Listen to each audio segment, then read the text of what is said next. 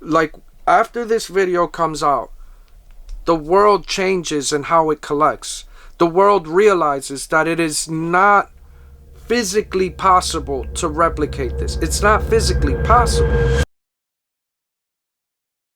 My goal here today is hoping that I'm able to scan everything that Mayor has in boxes, and then what he doesn't have in boxes, I'm hoping that the system allows me to scan the barcode inside the shoes. If that happens, I'm going to be here for a very small amount of time. If that doesn't happen, all this information I basically have to manually input, so I might be here for quite some time. So we'll see how it goes. First one scanned.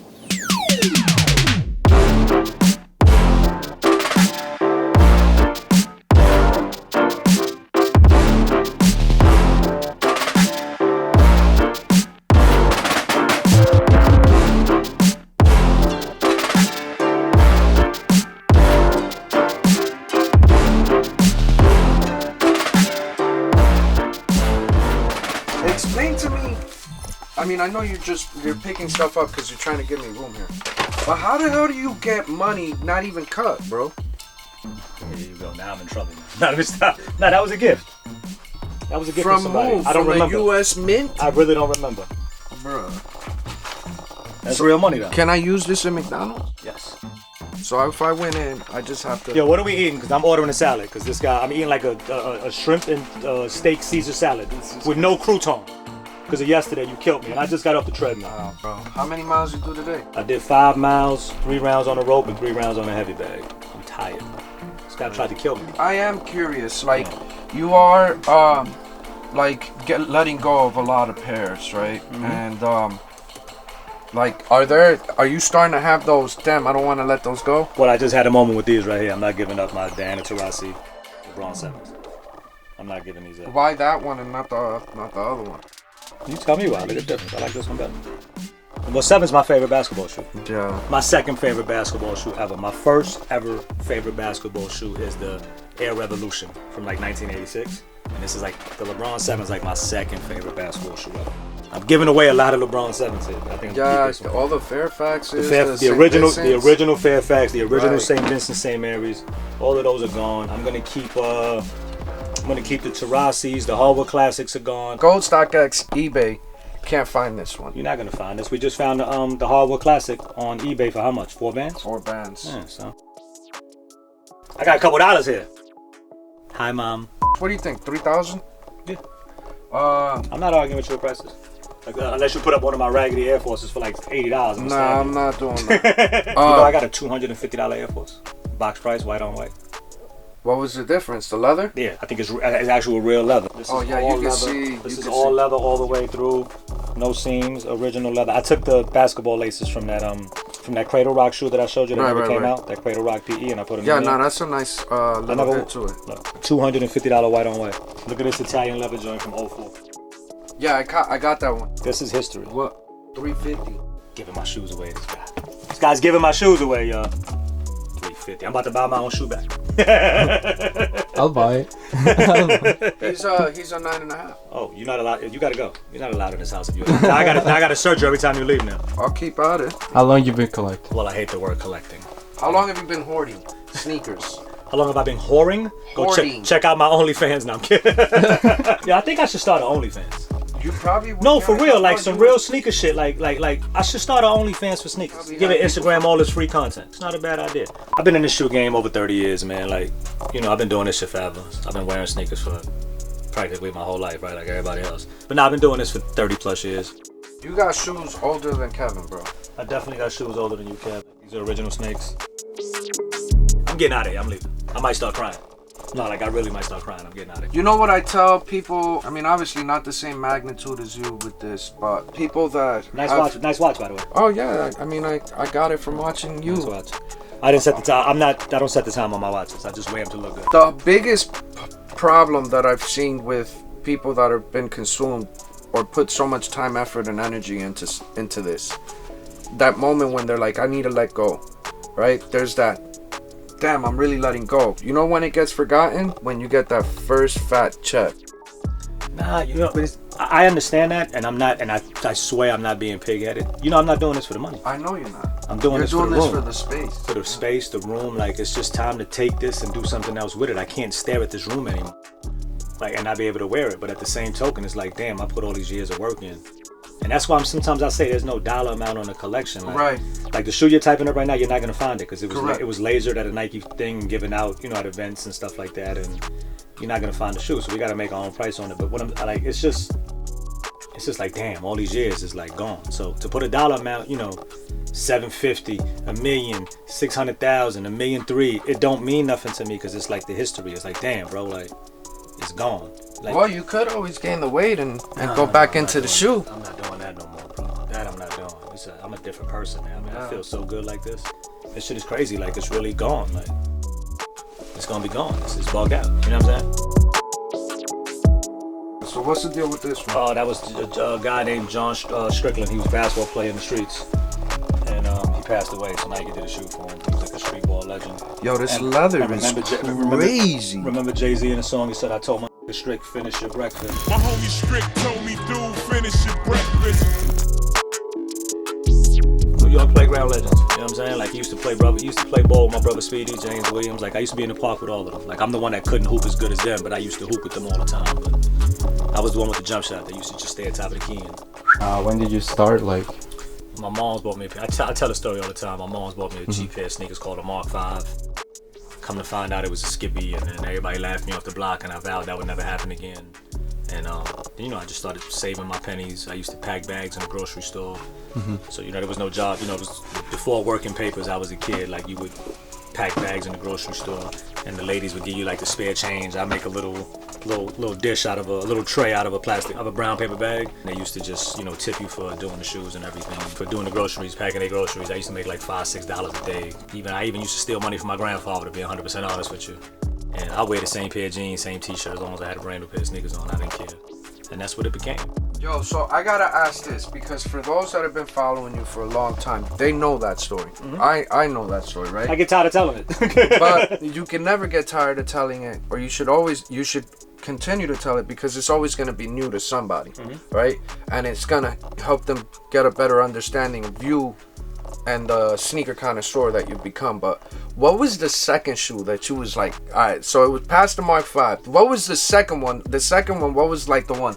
Oh man, yo bro, I gotta get that one. Like, I'm losing sleep over this one. Well, that didn't happen for a while, because, you know, you gotta understand. So when it got to the point when I was like saving the money up and, you know, stealing the money from my grandfather, like I said before, you know, I was young. So, you know, at that point, it was either Puma Clydes or Pro Keds that we was buying and stuff like that. I remember working in a sporting goods called DeMayo Sporting Goods. I remember saving a paycheck and a half to get like the Barkley Air Force 2s, the Philadelphia 76er colorway, the red, white, and blue ones. They were all white with a little royal blue and red in them. I would give my grandmother money. I would give my mother money. And, you know, I was a big boy, so I used to eat. So I would like save every money, out of a paycheck, and then I bought those. I remember stuff like that. I remember white and black Air Force 2 highs. That, you know, that stuff like that was what did it for me. And I'm like, damn, just saving my own money to buy shoes was the craziest part. So it was never no shoe in particular. I'd be lying to you back then. Nobody liked shoes in particular that you had to. Like, for me, I didn't have to have that shoe. You know, you wanted your Clydes, you wanted your Pro Keds.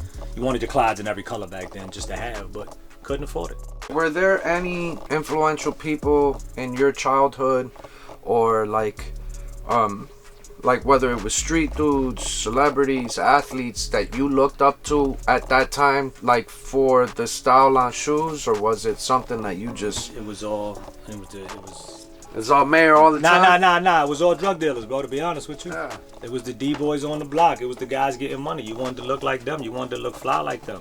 You know, you wanted I got saved money to buy a Kango hat. Like, you know, it's weird the things that you would do, you know, to get what you want and the sacrifices you would make. I'm not selling those. I can't. For the record, this is the one that he's saying, because he mentioned it earlier. You're not gonna find it. I'm out of worry, but you're not gonna find it nowhere. You're gonna find it in kid sizes. They only made it in like grade school. Right.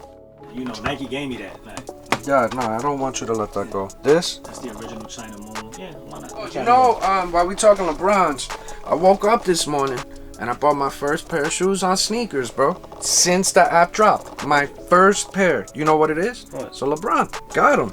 Oh wow. I actually won a pair of shoes. This is a historical moment in 2J's history. Wow. He got a graffiti LeBron 17. That's history. Historical moment in 2J's history. First pair of shoes ever copped, and probably it's because nobody wanted them. Alright, let me see. Are they even still available? Yep, they're still available. This is the original Undefeated.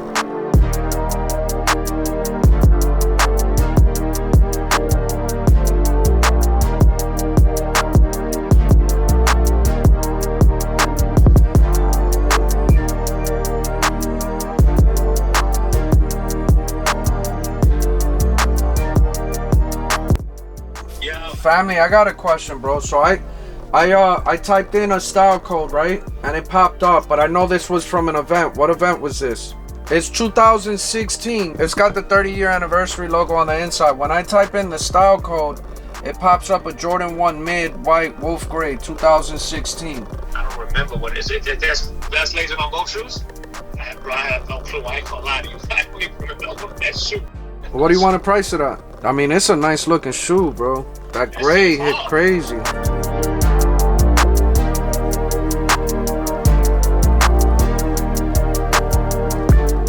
Man, what shoe am I gonna regret letting go the most? Yeah. I don't know. This is like, I hate to sound so cliche, but it's the whole collection in a whole that's bugging me out. I mean, I'm gonna miss my Undefeated 4s. I'm even gonna miss this like Pau Gasol Grinch. Like everybody knows the Kobe Grinch, but you know they did a hyper dunk Grinch that Pau Gasol wore that Christmas Day too.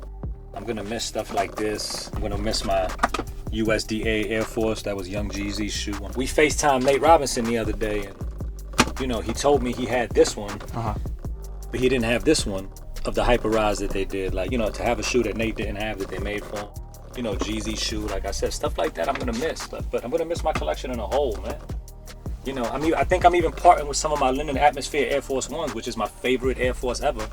And, you know, because they're not my size anymore, they're not going to fit, so I just don't want to stare at them. Which shoe is the one that you have in your collection that you didn't expect to have? It's going to have to be my whole crocodile pack. You know, I never expected this to happen. I never expected it to come out. You know, this was the last time that Nike did exotic materials on an Air Force One, and that's real crocodile. You know, the box price was $2,000 a shoe, and I think they made 7 white colorways and 7 black colorways. Crocodile with the black, crocodile with the white. And I have doubles of each, so I have all 28 pair. And you know, to part with some of those, I'm gonna keep one set for myself, obviously, so to part with some of those. And then my man Offset got a few of them too. He got a few of them off me, so. But to part with stuff like that, I mean, that's probably, I never thought I would have those. You know, I was talking to you guys earlier, and it's like, this shit is weird, bro. To envision this room, you know, it's gonna be empty. It's like the weirdest thing in the world. Like I can't wait for the aftershot of when everything is out of the room. Like it's gonna be shell shocking to me. And it's funny because when Jay takes all the shoes, and I'm still gonna see all the bins here because I'm still gonna have the bins in empty boxes. No, you're not. I'm taking them. You can take the bins too. You're doing me a favor if you take the bins, man. I ain't gonna lie to you, but I don't know. It's gonna be shell shock. Like for real, I'm not gonna know. Like, you know, I used to sit down at my desk and do all my work, and I know my shoes were behind me, and you know, I always can tell, like, you know, blindfolded, I could find my Entourage, you know, shoe that they made for me with my name on it instead of Turtle's name on it. And I knew there was fragments behind me. Like, you know, I knew there was fragment Air Force Ones, you know, Lunars, and I knew there was a regular pair of fragments behind me as well. Like, you know, the HTM joints. And like, I knew all of this stuff was behind me all the time, and then to realize that it's not gonna be there, it's pretty weird. Like, I'm starting to bug out, y'all. We ain't even get started yet. Like, we only like 150 shoes in, and I'm starting to bug out right now, so. 136. Excuse me, 136, Mr. Precise. You think now that I got him a monster and a Slim Jim, he's acting now normal. good, now he's good, normal good. again. You called me 12 times, by the way, for a monster and Slim Jim. No, I didn't, bro. Saying I didn't eat 2 Big Macs yesterday, liar. Let me ask you something. Do you think tonight being the first night, understanding that this is where we're going with it, right? Do you think you're gonna be able to sleep okay tonight, or are you gonna like toss and turn a little bit and be like, damn, and have like go down memory lane? And you know what's funny is I was driving right now, I was catching like a little daze, like, yo, this shit gonna be gone. And I was driving to see my man to pick some stuff up. I was picking up some shoes from my friend Mike Packer. Shout out to Mike Packer. And I was driving back, and I was like, yo, I was really like in the daze, like, yo, this shit is gonna be gone. And then when I speak to you periodically, you're like, yo, I did this amount, or you'll FaceTime me and show me a shoe that I didn't even realize I had.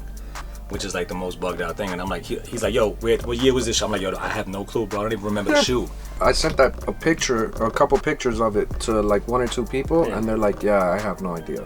I think the key here is what's going to be exciting about it, and I think that you'll probably, like, once people start buying some of these items and they wind up, you know, reposting it on social media and tagging you, and like seeing the actual excitement and joy that you're going to be creating through these goods, I think it's a beautiful thing. You in know, that sense. that's the one thing that's gonna put a smile on my face for sure, to see that like one person didn't take the whole collection, that it was spread out all over the place and people could have like, bro, I got people like a piece of history. I hate sounding like I'm some fucking celebrity or something, but to have a piece of this history that I worked 30 years for, no, but I think to have it spread out is gonna be fun. No, and I think you've been a great ambassador for the whole culture for so long.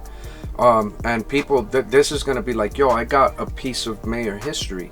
You know, I think that in itself is going to create so much engagement and put it on a whole nother platform, man. It's going to be wild to see what sells first, how fast it takes us to get the images, right? Which I'm hoping I could get the bulk of these images up before the shoes even get there. So the shoes are probably still at a minimum 2-3 weeks out from being in the store. Ball's in your park, man. Like, it's ball's in your court. It's up to you to get busy with this and figure everything out. And damn. So I gotta ask, you've been collecting.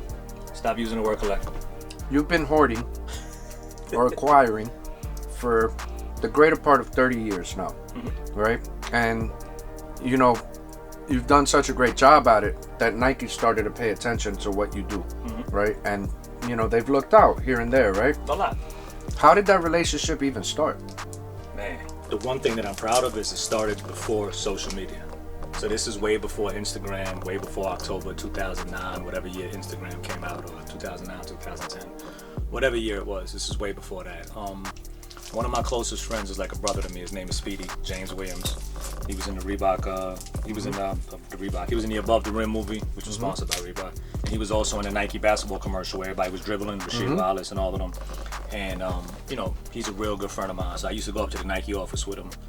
And, you know, we used to talk and chop it up, and everybody used to like my stories, my streets. You know, I got a lot of stories. I'm not as good as Fat Joe, but I got a lot of stories. And when I used to share my stories with them in the office, they used to be like, wow, this is insane, this is bogged out. And then they know me from my nightclub days when I had Club SOs and everything else. And when I used to go frequent, you know, visit them in the office, they knew I had to call Stereo Shop. When I used to visit them in the office, they used to be like, yo, here, white on white, white, black, black, black. Next thing you know, Rucker Park tournament, there was a shoe, Family Tree won Rucker Park, and then there was a basketball shoe with hands holding the tree. They gave me one of those, and then it just led into me all the time getting stuff. And then they started having seeding programs and seeding influential people, again, before social media. And guys used to just recognize what I did and what I meant to the streets, and they used to take care of me.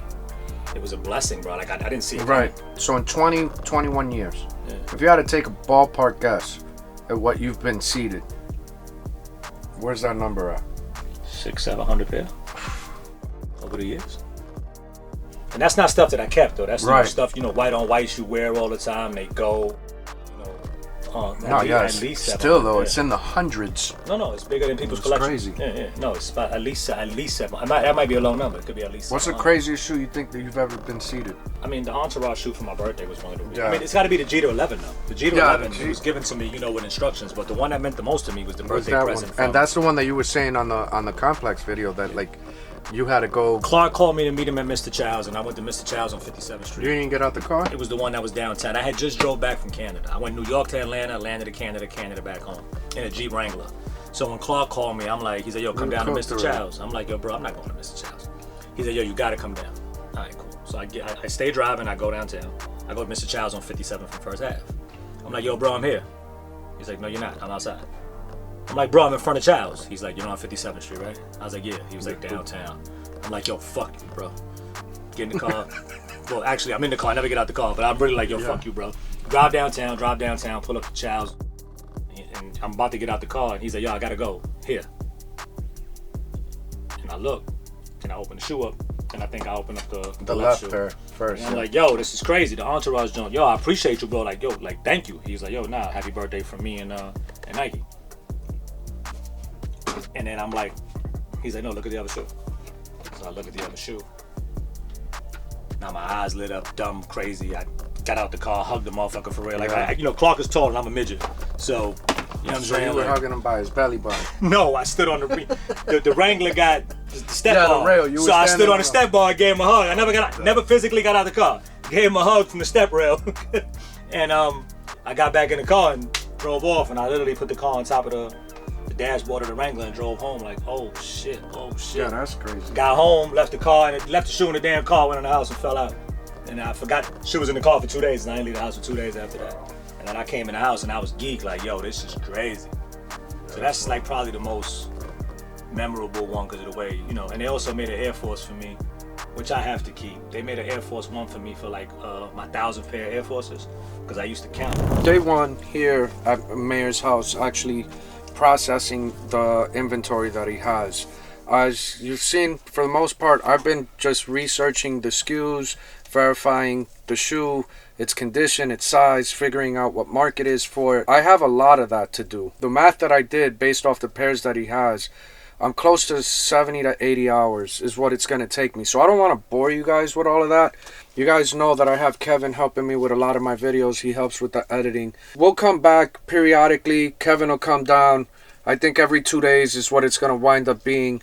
He's going to come down, film a couple of hours with me, and then we'll shrink it down so you could, for your viewing pleasure, and kind of catch up, tell more stories with Mayor.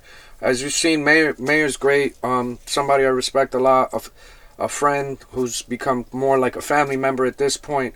And I'm just really honored and humbled that I'm in his house. He's allowing me to do all of this, right? A lot of moving parts. This is something that Mayor and I have, you know, discussed over the years. And I'm just thankful that we're at a point where we could help. So I hope you've enjoyed the video up until this point, and I'll catch up with you guys here in a few days.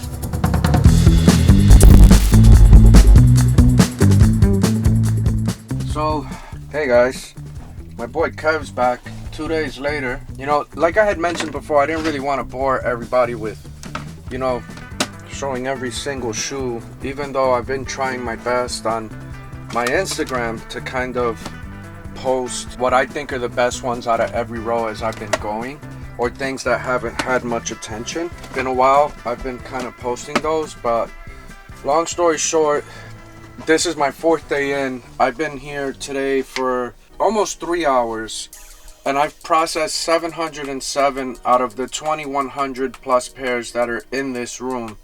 And then there's a storage unit I gotta go to. It winds up being over 2,300 pairs.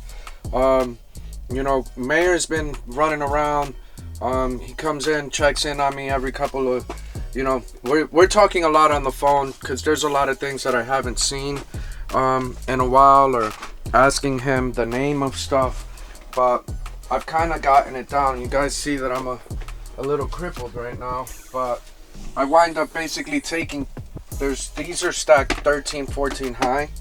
I wind up taking 13 or 14 pairs, put them on that table, and then I wind up processing those, putting them on the chair, and then bringing them back, and then doing the same thing over and over and over. But I'm in the second section.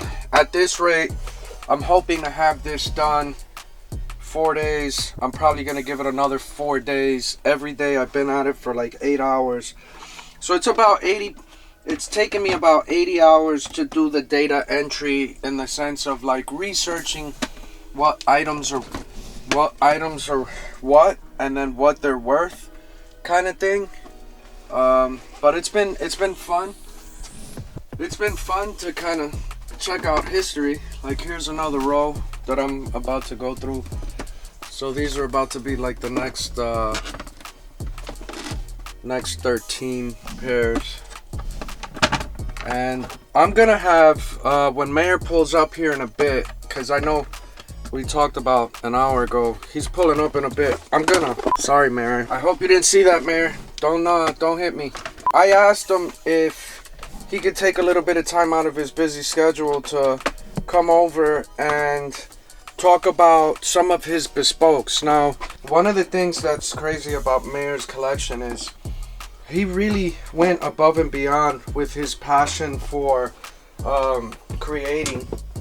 And you know, these bespokes retails like $1,000 to get them done, right? And it got to the point, the folklore with the story is that Mayor built such a great relationship with these guys that, you know, in wanting to create, he pretty much convinced them to allow him to bring certain materials and stuff like that. You know, a couple days ago, if you guys, for those hardcore ones that are watching like every move, I was walking through just randomly showing off some of the shoes, and he had like a cashmere Air Force One in 2 different colors. I'll give you a little preview. Now, the crazy thing with these, it's like even the insoles, if you look. Now, Nike doesn't do stuff like this anymore. They don't give any access. So I wanted him to maybe, he's done, you know, literally hundreds, if I'm not mistaken, bespokes.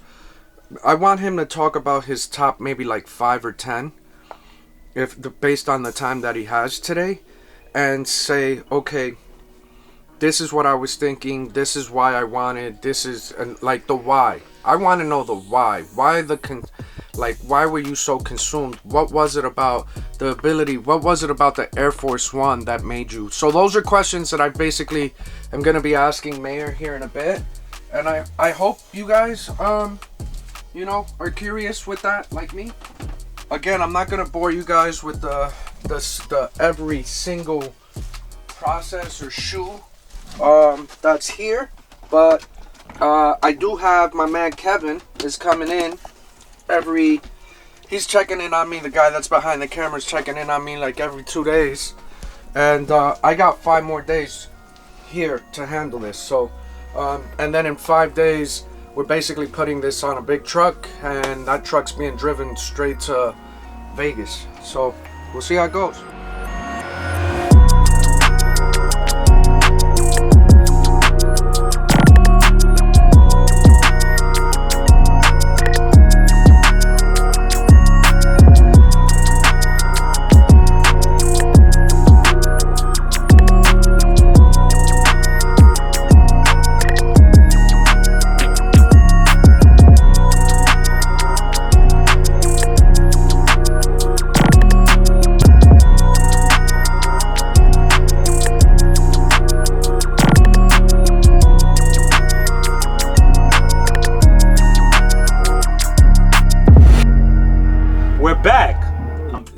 I was here a few days ago and he was working.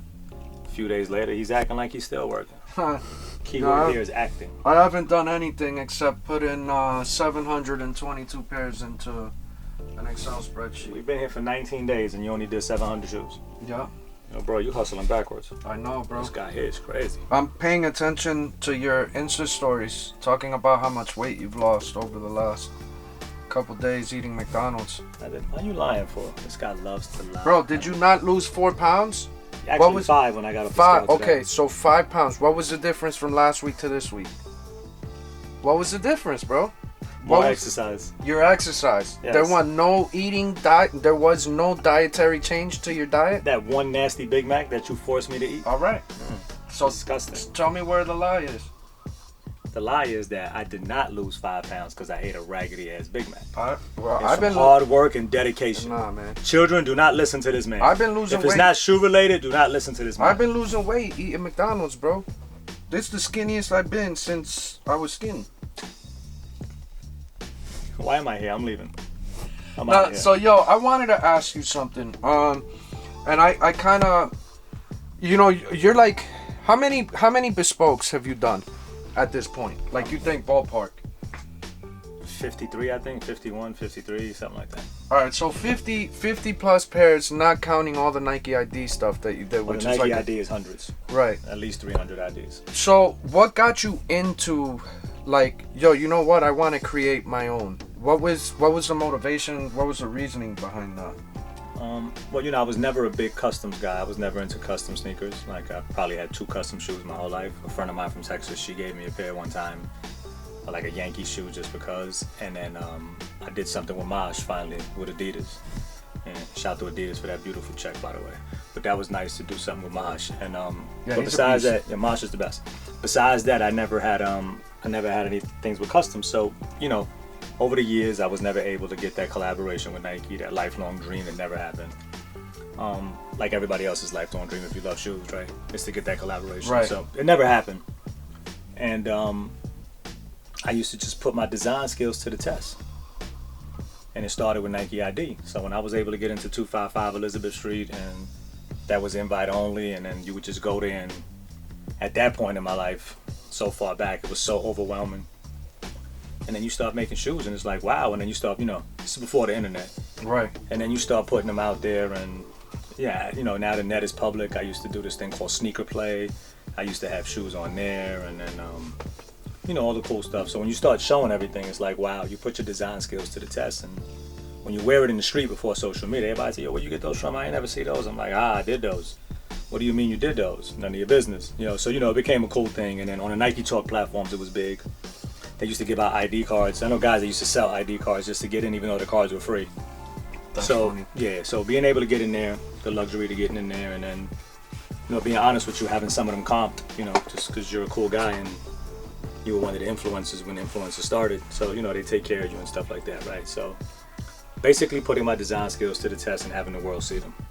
So It was like my collaboration to the world, but they were my shoes, and everybody critiqued them, and some liked them, some hated them, and actually most liked them, and a few hated them. right. So out of the 53 pairs that you've done, how many would you say, like, you even went above and beyond, like, what the parameters were of creating, right? Because you mentioned, I got bored and I did a handful with materials that I bring. Do you have any that in the room that are pairs that you did stuff like that? I know those cashmere joints were. Yeah, the cashmere was actually an option. That was an option that was Okay. there, but it was very few cashmere. I think me and Clark and all day snatched up all the cashmere. We just did the shoes right then and there.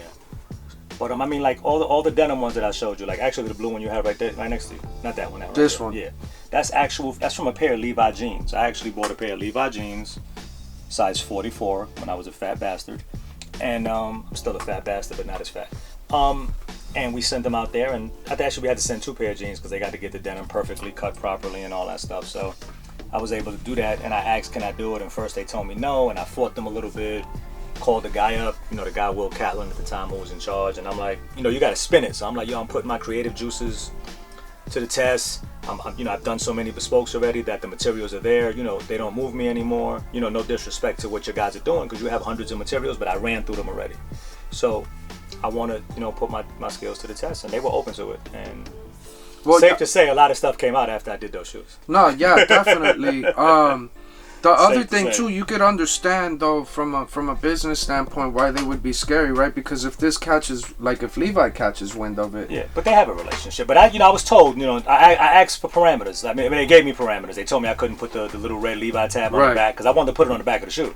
right? I wanted to put it like right on that little tip on the back. I wanted to put the Levi's. I wanted to have the Levi's tag hanging right So here. like the Levi Dunk. Yeah, I wanted to have it hanging right there, and but they didn't let me do it, and I was still happy though. But I wound up doing like 6 or 7 of those. Yeah, you did. I've been going through the room. Yeah, I've seen there's it. black. There's actually a black one on top of the printer. The black there's a black one right there.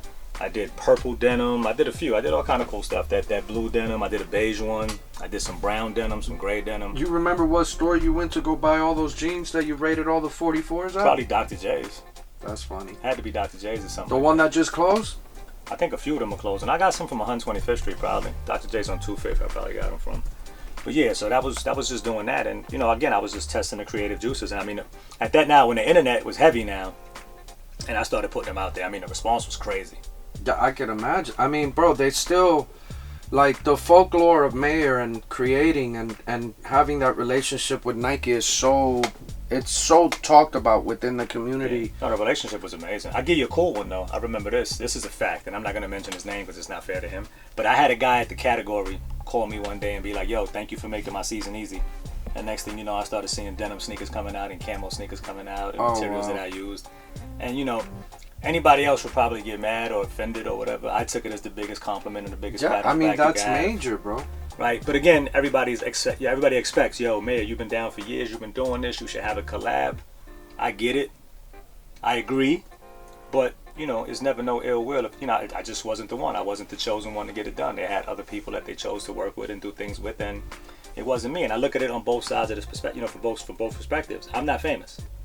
I'm just a guy from the South Bronx who had the same passion and love as everybody else. Have some friends that are in the business, but I was never not a DJ, not a rapper, not a graffiti artist, none of that stuff. I'm just mayor from the Bronx. Right. And to build the relationship that I did with the brand from that perspective, just being that guy, it's amazing to me, man. Like I don't need the collab, man. The pats on the back that I've gotten from the brand over the years, and the ability to be seated and to get product and to never have to get on the line, or you know what I mean, all that stuff. I would take that over the opportunity to create. And the reality of it is like when you're working with a brand, and I'm assuming here because I haven't worked with that brand yet. But I would assume that the benefit is greater being seeded product than whatever the compensation is for not creating, but basically providing a concept, right? Because at the end of the day, they're the ones taking all the risk and all that other stuff. And they're such a big brand and have so many different outlets to work with people. Like, and then reality of it is no matter how great of a design or a concept you come up with, or how well received the product is, it's never gonna be like something that's gonna wind up getting 30, 40 different variants of it. It's very unlikely. I get it. So I would much rather still be cool with them and be fed product as opposed to $1 put in my pocket. I'm given the opportunity to create, and then that's it. Oh no, I'm gonna get $1 and the product. Yeah, but I'm gonna try to spend it everywhere. I'm talking about but again, those guys that have gotten paid a lot of money to do collaborations and to consult, and I know the dollar amount they used to give consultants. Like I know what it was. It was yearly salary money to be a consultant for a quarter or for a project or for whatever. So I know what it was. And on top of that, those people were still being seated and being taken care of to this day. So, I wanted both sides of the coin, but it didn't work that way. And like I said, the pat on the back was enough for me, and being able to to build this fake fame, what I call it, because I'm not famous, but being able to build this and garner a whole bunch of relationships based off rubber and leather, I wouldn't change it for nothing. I really would. Nah, bro, you've had a journey that's been like, it's been fun to watch, man, and it's cool. It's really been cool over the years to see what you've, like you said, you're going against all odds in this scenario of standing out in a culture that has all these outlets, right? And I knew you had a crazy collection before, and I know you say you don't collect, but you've amassed an amazing category of inventory here, right? And I didn't really realize until I've invested now. I'm 30 plus hours, going on 40 hours into your collection, and this is half of your collection. So what I've come across, what I've seen, like the amount of times where I was like, man, I remember those, man, I had these, man, I've never seen these. Like in 725 pairs, I've probably said that close to 500-600 times. It's like one of those things. It's fucking wild, bro. Listen, I used to tell everybody the picture is great, the eye candy is nice. What I loved about this room was the oh shit effect. I used to tell Nike people, you gotta see it. Me sending you pictures ain't gonna do you no good. It doesn't. It doesn't. And then when a few people from the brand came here and actually saw it, and I filmed a few things and did a few things, it was like, holy shit, it's a fucking archive here. Right. And that led to Nike borrowing shoes for certain events, and cutting me checks to borrow shoes for events. And shout out to the people that were in the marketing department at Nike for making that happen. Shout out to the private marketing agencies they had working for them that reached out to me as well. That's dope. So like the Air Max Day in LA years back, I think they took 100 pair of my shoes. They took I'm gonna say, like, let's just round it up to like 85 Air Max for Air Max Day, and they had them all over the place. And to see Tinker Hatfield walk up and see the shoes and be like, wow, and then they walk me up to Tinker and be like, hey, Mayor did this. And, to get the pat on the back and be like, hey, thank you so much. Thank you for putting in the time. Thank you for putting in the years. It was dope. And then he signs my Air Max Zero. And so that was the year they did the Air Max Zero for Air Max Day. And, it's like the pat on the back is cool. And then, I get the, send me your address, I'll send you something. And my stupid ass never did it like an idiot. Can you believe I didn't email Tinker back? I I thought it was, again, I was like, at that point, I'm like, yo, I don't want to bother nobody. Even though I had the best humble mayor. relationships. Humble mayor. Yes, bro. you get humble mayor. Humble mayor comes out a lot. Yeah, no, I know that. Yeah, A lot of people might not necessarily agree with that, but a lot of people, like, the one thing I'll say about you is you're very guarded of who you are, and you're very different with people you rock with. Yeah. You know what I'm saying? And I get that. And few people should see that energy from you. Yeah. Like, not everybody deserves. Oh no, you're not just gonna run up on me and think that doesn't work. That just goes from me, from my upbringing and from where I'm from. Right. I mean, my mother will punch you in the face if you came 3 feet, within 3 feet of her space. So imagine what her son will do, right? So that's different, and that's me growing up in the late 70s, early 80s, 90s, growing up in that era. I'm 47 years old, so I was born in 1972. That shit sound ancient. So so you get that part of me, and then you get becoming who you are, and then getting a little bit of shine, and then you having to tone it down, and then you get older, and when you get my age right now, I was sitting with Fat Joe the other day. We was in my gym working out, and he told me the realest shit ever the other day. He was like, yo, as crazy and as wild as we was, right? We ain't supposed to be here, right? Knock on wood, we ain't supposed to be here, right? So the fact that we're not supposed to be here no more, we're blessed. Right now, we hope that we can enjoy the rest of our lives and live it off our past reputation. Right, because these young boys don't care anymore. Like, they just don't care anymore. They're not looking into the story. Yeah, I've seen all kind of shit. Like, I've actually walked up to sneaker lines when the lines is outrageous and somebody say something slick, and I'm looking at the kid like, yo, do you understand that I probably beat your father up growing up? But I'm going to let you rock, right? Because it's just, you don't know what's going on right now. So you got to, sometimes, you just hope that people be like, yo, my man, you really don't know what you're doing right now. Like, forget sneakers, you really don't know what you're doing right now. Like, it's in your best bet to just shut up. Right, so you learn, and then and that shit sat with me the other day, and it's been sitting with me for a while. Yo, let me just live off my old reputation, man, and keep it moving and enjoy the rest of my life, man. You know what I'm saying? Yeah. So that's where the humbleness and the non-humbleness comes from, and getting older and trying to figure everything out. And you live and you learn the same way. Don't get it twisted. I'll still punch you in your mouth if I have to. Like, I think that it's part of the growth as a person, right? Like, you realize. And I'm still learning that. Like, I have moments where I still want to react to everything, and I'll react, and then I'll realize, you know what, it's not even worth reacting, and retract my comment or delete a comment, because it's not worth the time, effort, and energy. Like, you're a businessman, right? And like, I'm seeing it several times over. Right. Yeah. So I'm seeing it, especially on this trip, how tied up, how occupied, how many people you have to tend to. Yo, bro, let's keep it a buck. I speak to you every morning at 9 o'clock in the morning. Yep.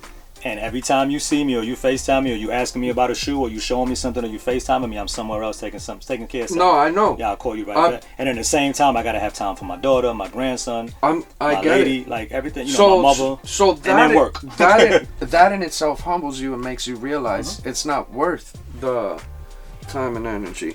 Yeah, it's not just me sitting on my desk doing an Instagram live, or getting on a treadmill doing an Instagram live. There's so many points to my day that's incredible, and so many people depend on me and count on me.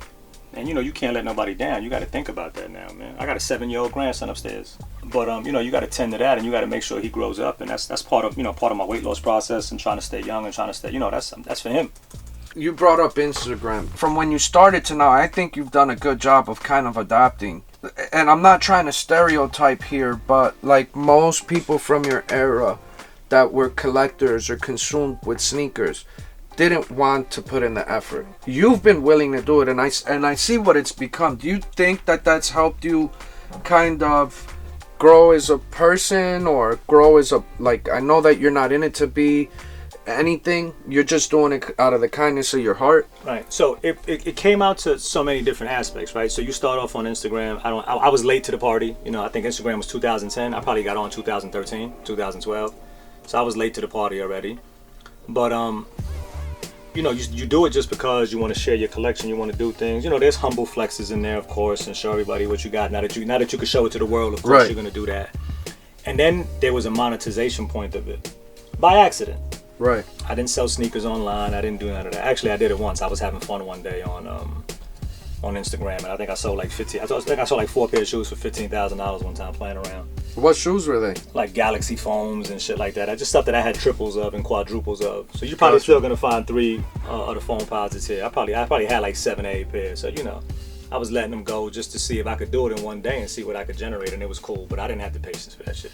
It's a lot of work. I think. No, I commend you for what you're doing. Like I really commend you for what you're doing. Like what gets. I mean, look. The actual transactional part of it is very small, but when you're doing it on a scale. No, I wish people could really see what you're doing right now. And I'm gonna go back to answer the question, by the way, with the Instagram stuff. But for people to see what it is that you're doing right now, like nobody would appreciate like the work that you're doing right now. Like I wouldn't do this shit. I ain't gonna lie to you. I don't care how much money I'm gonna make or not make, or how much of a marketing play it looks like, or showing the world that you're capable of doing it. Fuck this shit. I can't do it. God bless you. I'm gonna keep it a buck. Like here's one of the reasons why I do what I do. I don't have the resources of some of the brands that I look up to that are in my industry, right? Mm-hmm. So what do I have? I just have my name, my word, and my effort and energy, right? Yeah. That is supposed to hold me and keep me relevant. The creativity, all that other stuff. I have millions of people that are looking at me and my brand and saying, I want to be that, or I want to be bigger than that, right? And there's tons of people that get into it, get a little bit of shine, and then they walk away from it.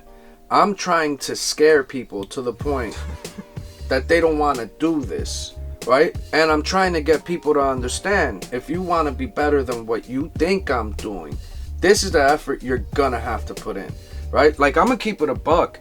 If it wasn't for my foot being messed up, bro, I would have not only processed all this shit, I would have thrown this shit in the truck back. Because I told you I was loading up the U-Haul by myself. Yeah. Right? I would have drove this shit back. And now think about the folklore of what winds up happening with the conversation of, yo, Mayor let all his stuff go, took it to Jay. Jay threw it on the truck and drove this shit to Vegas and then sold it. Yeah. So then, like, yo, that dude Jay's crazy.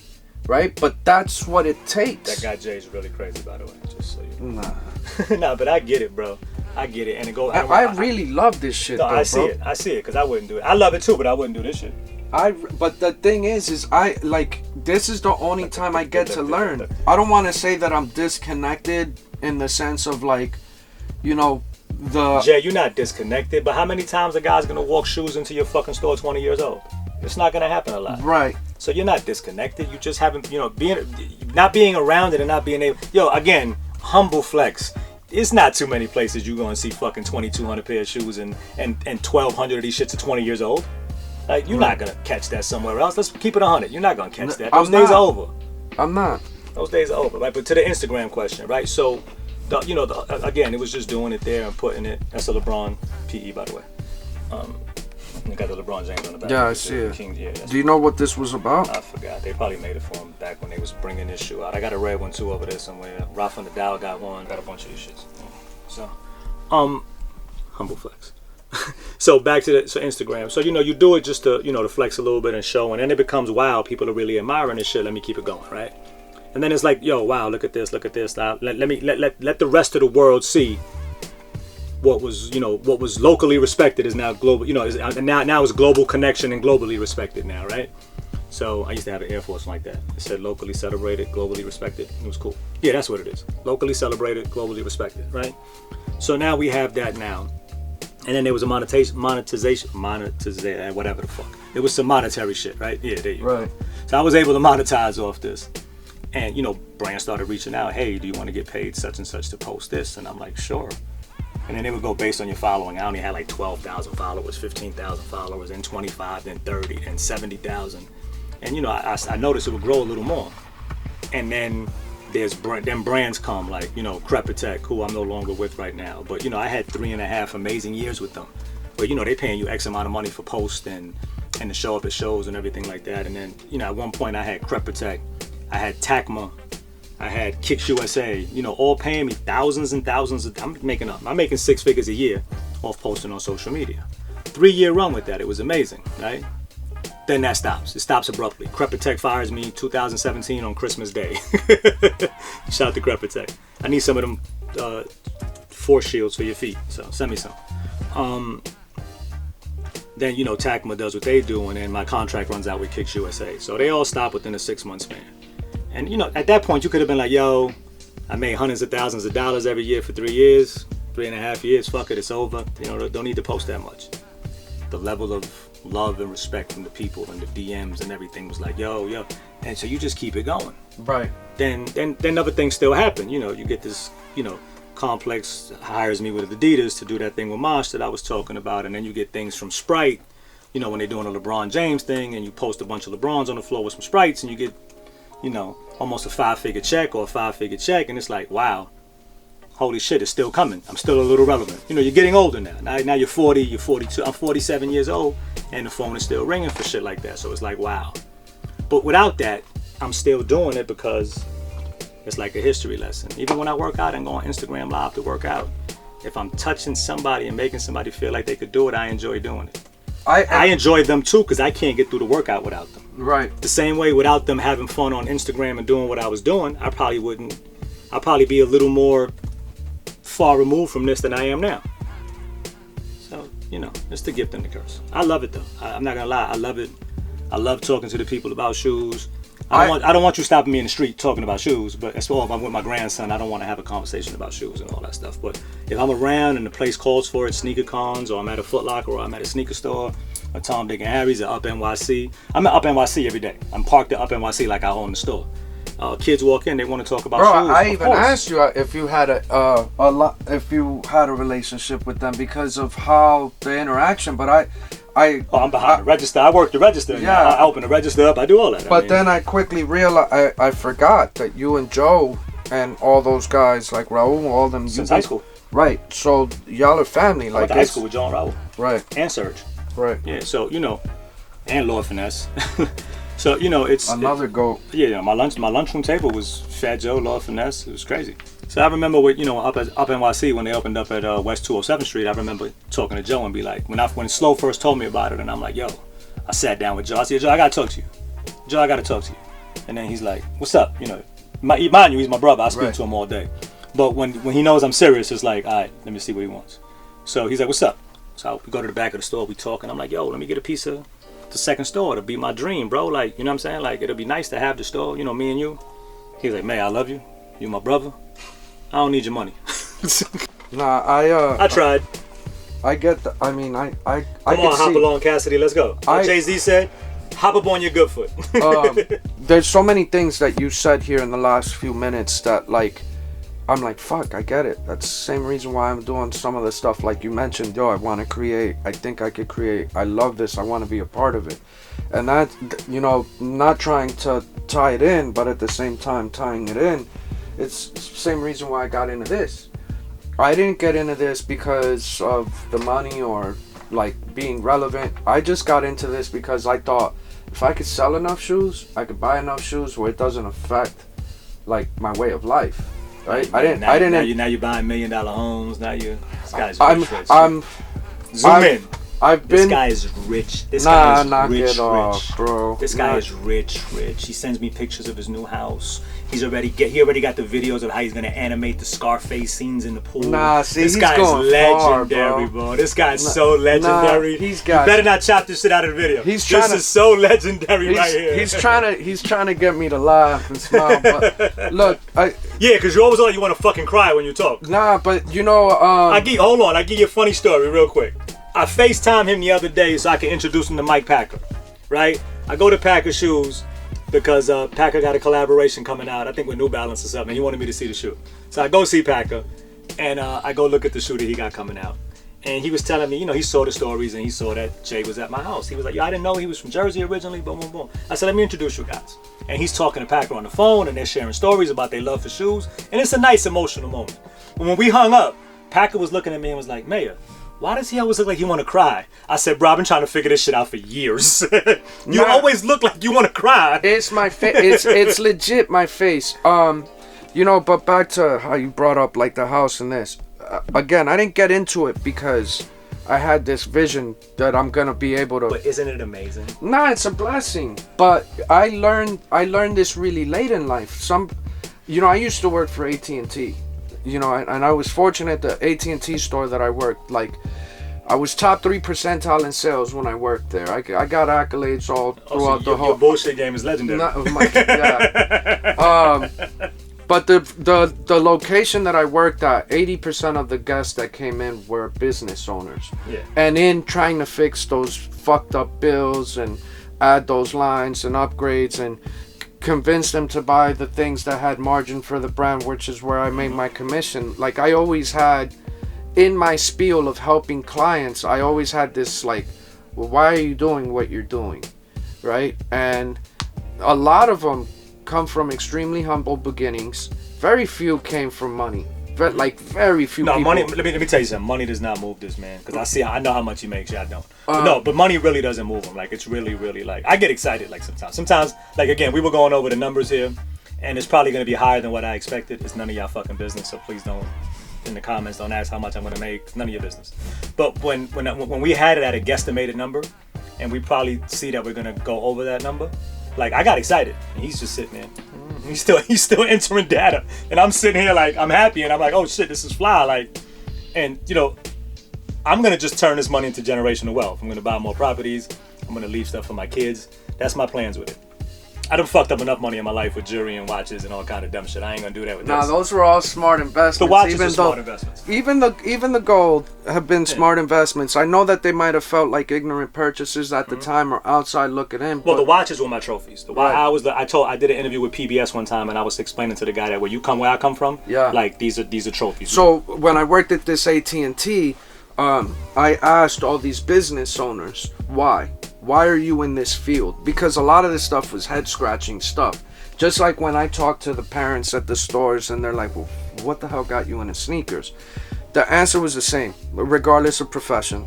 I enjoy what I do. I love what I do. I never focused on money. I started focusing on treating people with respect, treating people the way that I want to be treated. And when I caught my opportunities, it winded up becoming life-changing.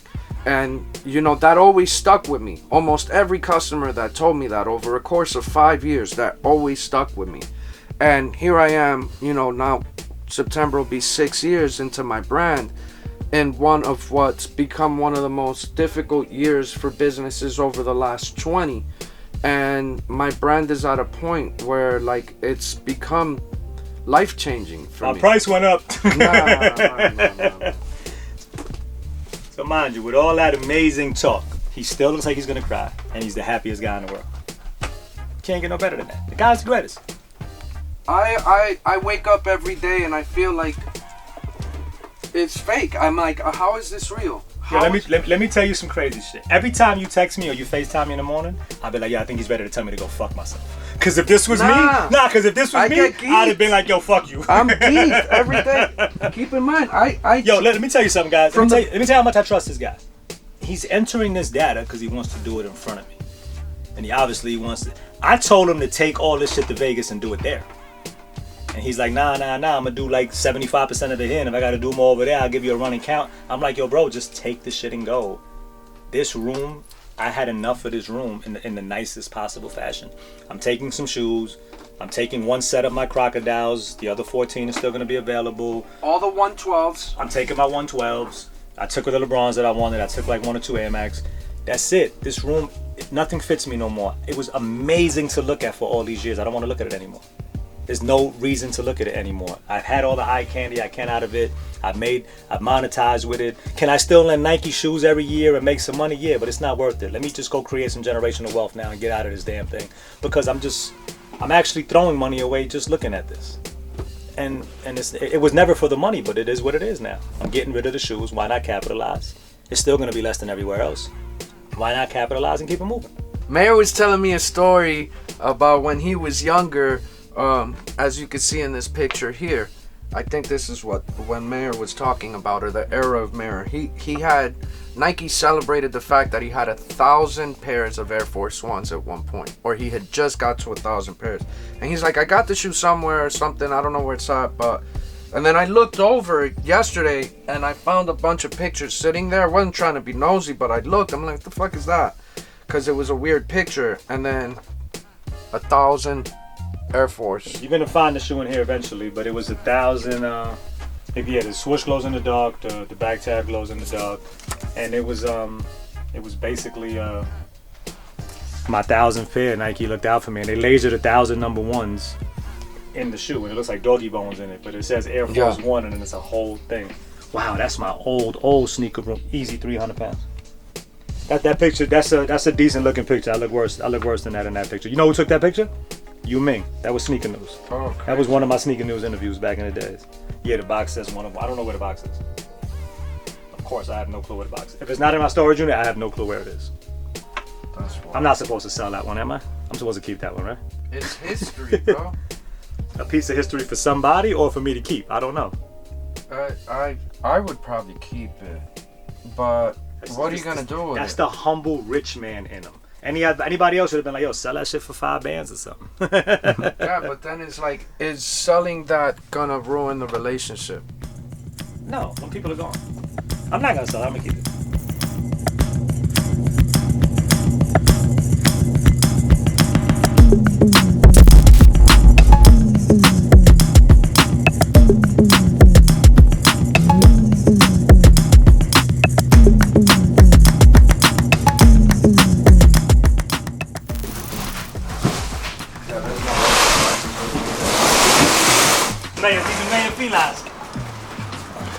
Mayor Fila?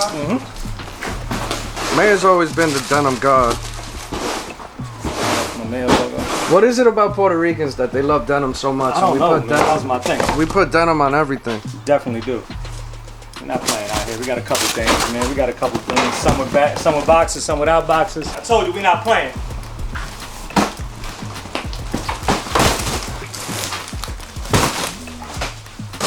The hat is terrible? That's terrible. It's so Nah, I like it. Team Epiphany back in the day. That's when Pepsi was cutting marketing checks back in the day. Wear that hat if I owned Pepsi. Yo, so look, That's why you got no style. I don't even know what's in there. No, that's not slim dunk. No, we just take. So what? We throw the box out. It's the big deal. You don't wear the box, you wear the shoes. Yo, bro. Nah, bro, come on, dog. Shoe size? Prada? You proud of me? Are you proud of me? He's got to be 10 years old. Nah, but that insole is crazy, bro. It's a size 9 and it says sample on it. Good grief. Got lost on the truck. It got lost on the truck? I'm saying on the way to Vegas. That was a, yeah, I think that was a gift. He said, yo, did you see he goes, it got lost on the truck on the way to Vegas. These ever made? They're worth a couple $100. 2003. When we sell it, should we tease him and leave the price of the shoe on the box? Yeah, I think you should. That seems fun. $84.99. Nah, Euros. This. Do me a favor. Put a lot of music behind this, cause this motherfucker don't know how to shut the up when people record. Cause that's what he does all day. I know him for 30 years, and all he does is this shit every day for the rest of my life. You don't shut up when cameras are rolling. You think you can give me a heads up? You don't watch? You blind? I got my back to y'all giving you sneakers, Mark. You ain't doing shit. Idea. I love this guy. I used to wear stabs all the time. I love these joints. You're gonna see a few of them in here when they come off the truck, and there's a few things here. Dontrell Willis dunks off that back. It's a bunch of shit here, bro. When Nike gives you shit, they know you're not gonna wear. This is a Ricardo Tisci.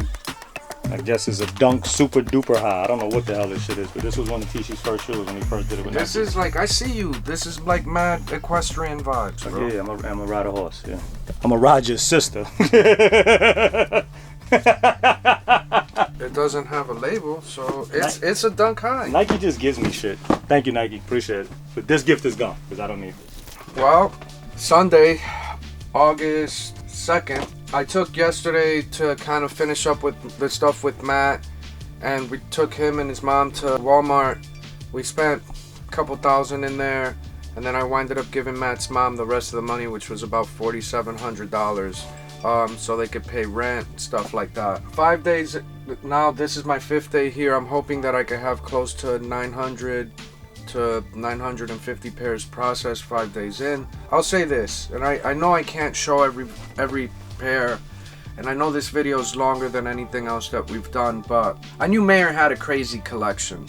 I knew Mayer had like upper echelon, in my opinion. He's probably one of the most well-known sneakerheads in the world, and when you say that, obviously you know they have a crazy collection. and there's certain things you're like, yeah, he's got that, yeah, he's got that, yeah, he's got that. But the amount of stuff that he has that were, you know, one of ones, one of nones, and then multiple of some of that stuff. Like, he's got so much stuff that I'm not even gonna be able to show you in this video, because it's just not, like, it's almost redundant, but it's amazing. And it's like, I'm trying to give you a video where I don't want to do it in a docu-series where it's like episode after episode, and then the next thing you know, you have 6 months of Mayor videos. Whereas I'd much rather just give you one extremely long video and you watch it at your own pace. So I hope you've enjoyed what you've seen up to this point. Today, Mayor's gonna be here, and I'm gonna have him, you know, I want him to show some more of the shoes. I told him, give me stuff that doesn't, like, that not everybody talks about, that aren't the necessary go-tos, but the ones that you love. And then show me stuff that we haven't seen or didn't even know that it existed, right? On my Insta stories for today, when you come back and you look at this video, I showed Futura Wallaby, which is a sample that never came out. And it's my size. This is like so crazy. Look at the inside. Got it. I mean, here, look, the thing, I didn't have to come out here. I could have just been like, all right, man, I'm gonna pick these up and just, I'll process it, I'll let you know what the tally was. He could have had a Paramount and all that other stuff, but I really needed to understand. I wanted to come more, like, it was selfish in a bit of the sense of, like, I really want to come and appreciate. And, you know, I've given this trip between Matt and Mayor about 15 days, and I want to say 12 of the days I was here, and it wasn't enough to touch every pair in a 10 to 15 hour setting each one of those days. So when I'm breaking it down to you like that, just understand why I didn't give you every pair, even though I think we're giving you a pretty solid video. It's always fun to be in a room with Mayor and hear him talking shit. But yeah, he'll be back here in a little bit, and I'm gonna let Mayor take the channel over for a little bit with this part of the video, and I hope you guys again have enjoyed what you've watched, and I hope that you're still cool with, you know, watching the rest of it. So let me know what you think in the comments.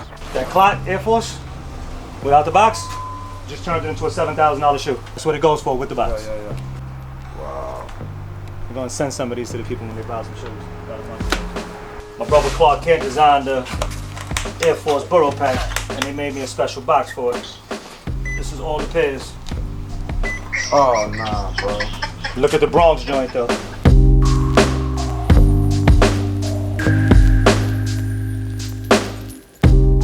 You have the whole set though. Like, The whole set I is in haven't seen a whole set together. Well, nobody got these boxes right here.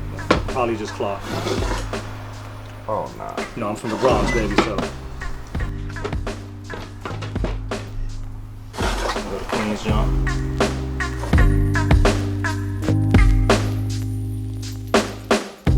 We can't spread this out. It's gotta go to one person.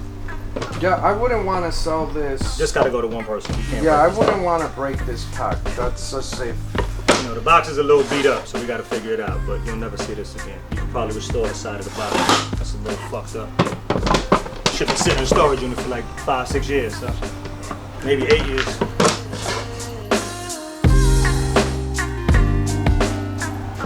That's the sleeper, the one right there. Yeah, that hits different, bro. What's crazy is I got another special box like this with the WBF pack, World Basketball Federation pack, and I'm gonna dig that out in a minute. We'll be back with another one for that. United We Rise. I don't remember what this is, WBF or WBC, World Basketball Conference, World Basketball Federation. I really don't remember. I'll be lying to y'all, I'm getting old. France, China, Puerto Rico, Brazil, USA. We different over here, man.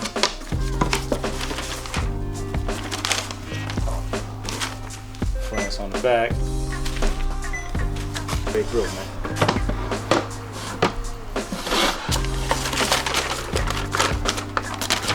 I don't want to touch my dirty hands from me moving all this stuff, but China on the bag. What year was this? I'll be lying to you. We're gonna get the shoe dirty now. You check it. 2010. There you go. Puerto Rico! This is the one I'm most excited about seeing because of our heritage. Oh, wow, bro. Nah, That's how the flag was supposed to be. Nah, bro. Yeah, these are different, bro. These are different, man. Got that mayor logo. Brazil! I like how every single one has the like it's in their language. The same message. And last but not least, USA. United we rise, baby. I really don't remember. I'll be lying to you. So I put this pack away and I'm like, yo, I'm probably never gonna wear this pack because I had the original pairs. So I knew that I was gonna hold on to this for a while. So when I created one of my storage units, this was one of the first things that I put inside. So for those that don't know, Ern, I met Ern a couple years ago where you have a mutual friend, Teddy. And Ern recently moved to Vegas. And Ern has been the guy behind Shop 2J's Closet for the last, 3 weeks? 3 weeks. So all online orders, all emails, all DMs, everything is you, right? Yeah. For the last 3 weeks. And this is like a proud father-dad moment here.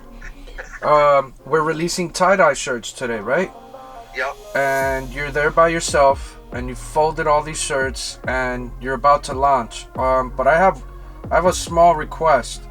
Can you make one more post on Shop 2J's Closet stating that the items are going to be released and that we now offer the international shipping in what cities and countries? Yep. Right? So, because I don't think we've addressed that at all on social, and I think it would create a whole new set of engagement. Okay. Cool? You got it. Thank you, brother. Yeah. Okay, you got it. All right, man. Late. Later. Man, Puerto Rico Air Force One came out in 2000. This is that good leather. This is that real good leather. They just re-released, well, they were gonna re-release the shoe and it didn't happen because of, they made a mistake and put the Puerto Rico flag inverted on the tongue and it, they scrapped it because of that. But I was able to get a pair of those too. Yay. But nah, this is crazy, man. Like they went in on this. The leather on this is amazing. It's still dead stock, this pair right here. And 20 years later for it to look like this, amazing. Nike actually made this for me to match my Porsche when I got my Porsche. I remember when I designed my Porsche, my Targa, I designed it from scratch. I was sitting with the Porsche dealership and they let me build it completely. So I was able to put all kind of accents and stuff on the wheels and on the wheel locks and everything. And it was pretty dope. And I showed the kids at night the actual rendering and then they made me a shoe to go with the car. When I got it, I bugged out. It was crazy. I love this shit. I don't have the car anymore, but I really don't want to give up this shoe. This might be one of the only few bespokes that I keep. Ben Drury, Dizzy Rascal, Tongue in Cheek, Air Max 90. This shoe is crazy, man. Everybody goes nuts for this shoe whenever I post it or whenever I show it. I don't even remember how I got this. Somebody gave it to me. Dizzy Rascal's just legendary, bro. And I know over there across the water, they love them, man. Like, they go crazy. They go crazy for these shoes out there. Like, everybody, it's all about trainers out there. It's all about Air Max out there in London and all that. This is fire. Potter Air Max, denim corduroy. I actually wore this pair. I loved it. Shout out to the Potter crew. I mean, they legendary with what they do. I mean, they went crazy with this. The chlorophyll, the purple, this one.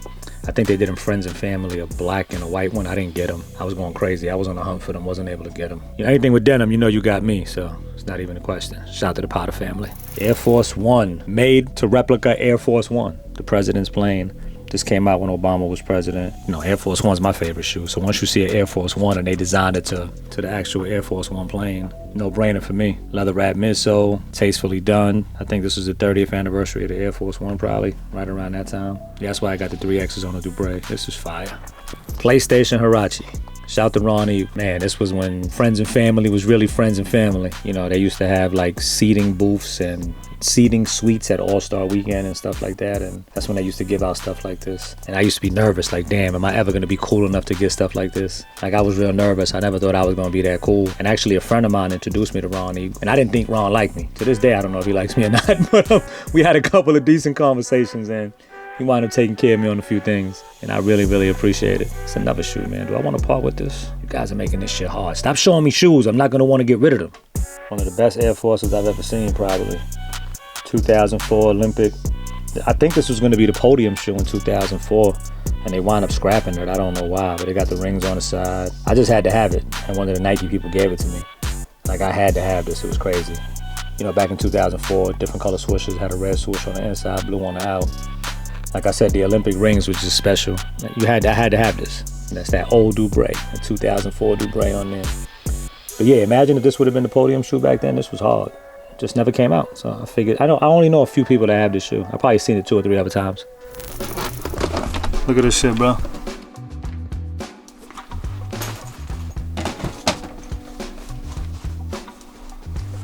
This was Fat Mayor. 42 waist.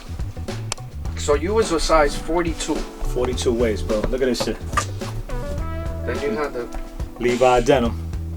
yeah, so did you have the Yo, bro. jackets too? Did you have the 2009, 2010, I was 42 waist. Look how ahead of my time I was too. I was putting zippers on my pants back then. what, you was trying to make them like tailways? I was different, bro. I was just different, man. I was always a fly fat motherfucker. I'm good, and you? What's going on? Which LeBrons is it? Oh shit, what are you doing here? Oh shit. Yo, let me hit you back. Let me hit you back, bro. What's up, Yo. man? I just drove 8.5 hours from Ohio and saw you on the map, so I'm like, I've got to come say hi. Oh my fucking Because God, this bro. is history. Oh my fucking God, what are you doing here, dog? This is history. So I gotta be part of it. It's pretty crazy. Yo. That's fucking nuts. What's up, legend? Chillin', man. Good to see you. Fucking crazy. I haven't seen you in forever, dog. It's pretty crazy. What's up, Kev? I come to your house. What are you having in 11 is the bigger question. Nothing's gonna fit you. You're losing weight. He said I just want just a few pairs. I'm not a, you know. Take the first row. You should be good. Yeah. I just want to be like you, Mayo. All good, mate. All good. Absolute bloody legend. The collection's ridiculous. Okay, I'm gonna see you in a bit. Bye, Chief. How's it going? So there's a hurricane that came in, and it came in and it blew all the color right off of Mayor. He's actually gained more chest muscle. This is Mayor. What's up? How are you? This is the Jewish version. I'm going of through Mayor. changes. Yeah. He's even changed religions and everything. Mayor's all not good. Jewish. You're not even called Mayor anymore. No. What's the? I'm what's Dovey. Pleasure to meet you. Yeah. So So I just drove from Ohio, and my first stop on the way, I was calling Mayor. I'm like, JC's in town. I got to go see this legend. And right now we're literally sitting in history. Like, this is history. yeah. Well, people will never see a collection like this again. Like, it's really unbelievable. So I said it earlier in the video. I always knew Mayor had a lot of stuff because, you know, he tells you, Yeah. I have this many pairs, and you process that, but you don't process Can't conceptualize the magnitude no, of what was in there, right? And no ways. and seeing what he has here, like, dude, there's so much history. It's unbelievable. And it's just cool to kind of unearth it and bring them back to life. There's probably not another collection like this out there. No, not at all. Yeah. Not with what he has, like what he showed me on the storage units, that he's like, you're not going to touch these for another 2 years. Like, Yeah. he's like, you can have these too, but it's going to be like 2 years. That stuff is crazy. So I haven't seen anyone since February 28th, March. I went to Florida. My first stop back. Jay, see Kevin. It's awesome. So I had to see this before it was gone. You've never seen this? Never. That's what I'm saying. I had to see it before I left. Yeah. Yeah, it's up there. It's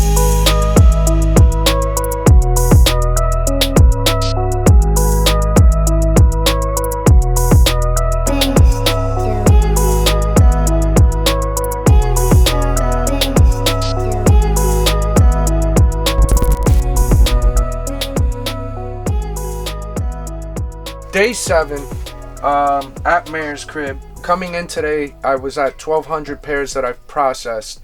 But I'm over here talking to a good friend. SB, wave to the camera, bro. We've known each other for a couple years, but we've been pretty much talking the whole time through, you know, this pandemic and stuff. And there's always been this possibility we get to a moment where we let go, right?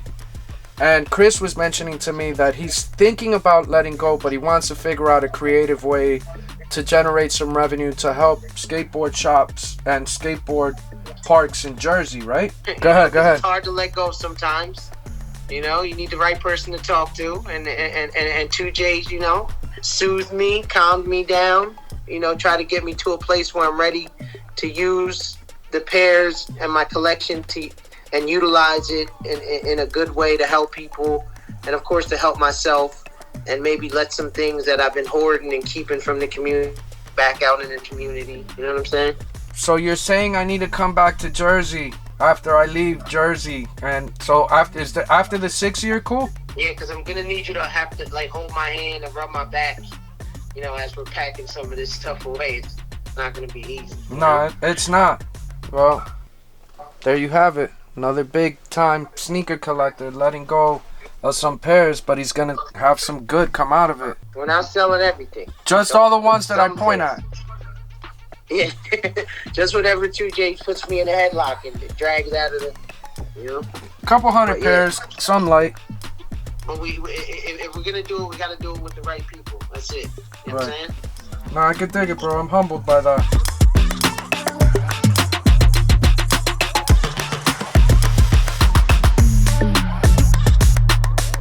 Big news though. Somebody else is coughing up pairs. The person we spoke to?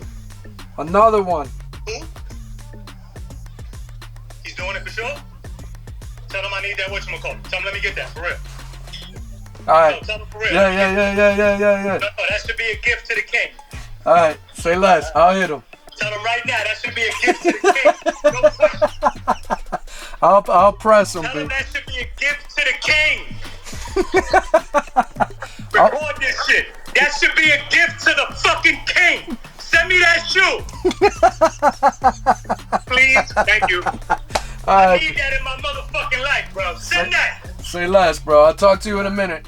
I've been at it now 7 days, anywhere between 10 and 15 hours. Mayor's gonna come over here in a little bit. I want, you know, obviously to have a couple more sneaker stories involved with stuff. Tomorrow pretty much everything's out. There's a possibility that I'm picking up other sneaker collections while I'm here. So if I do that, I might make a video out of it.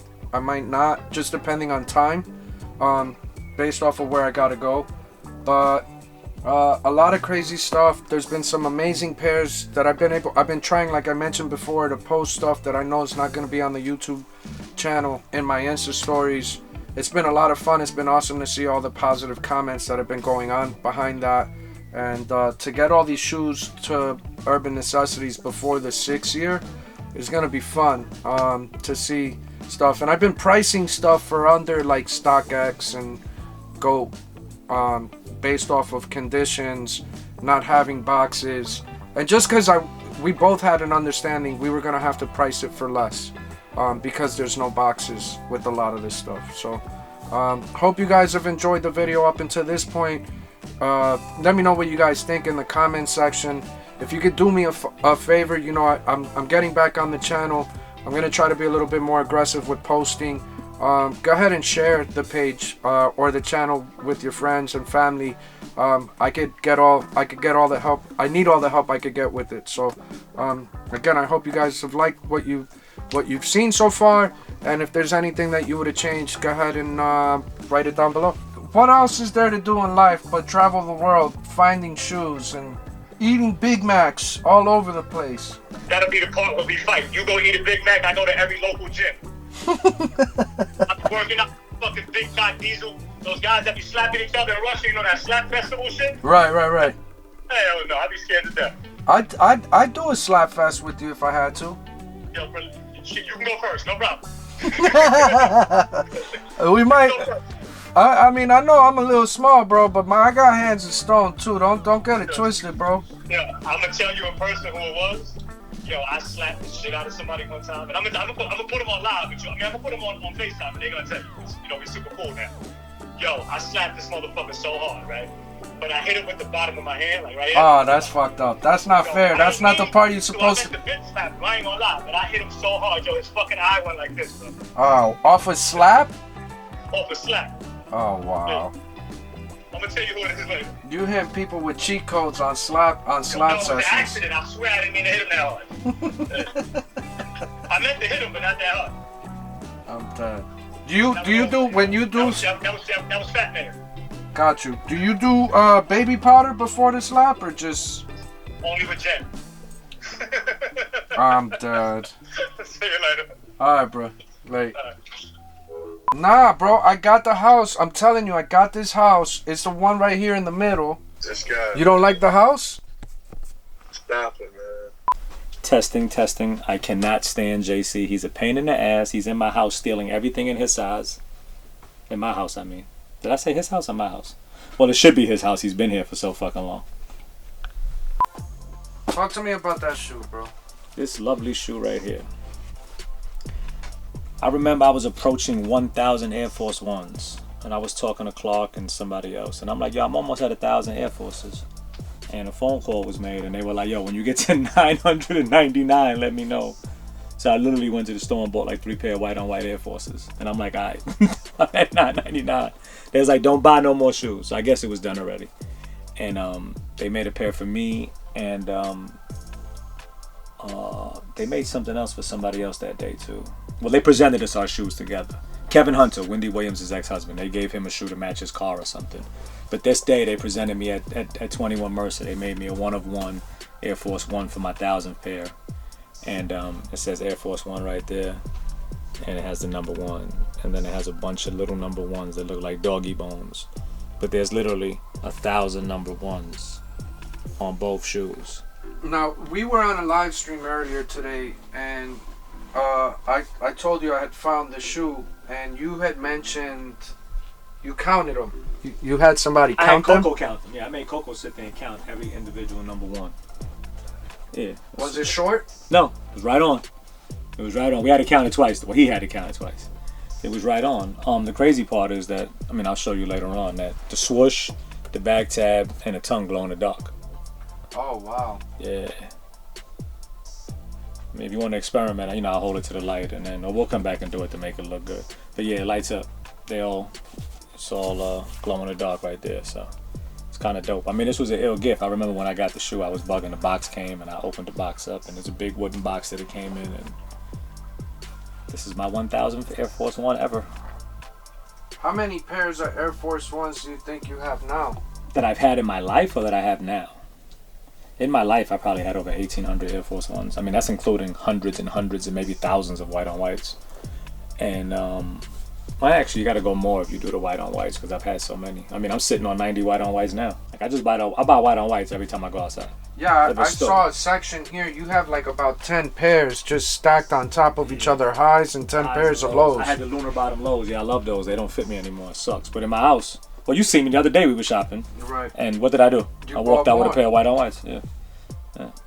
I look for white-on-whites wherever I go. I just buy them. You never have enough. I'm not a one-and-done guy with Air Force Ones. I wear them 4 or 5 times before I, give them to family members or people. This shoe brings back memories, man. Like, I was super geeked when I got this shoe. Have you had any other shoe replicate that emotion throughout the years? Like any other gifted pairs or any shoes that you were excited to have that like mean as much as that? On a standpoint, like, getting blessed with gifts, like the Entourage shoe for my birthday was dope. And then, just when you get packages, like when Khaled sends you the We the Best Threes, puts a big smile on your face to know that, you're one of a few to get them.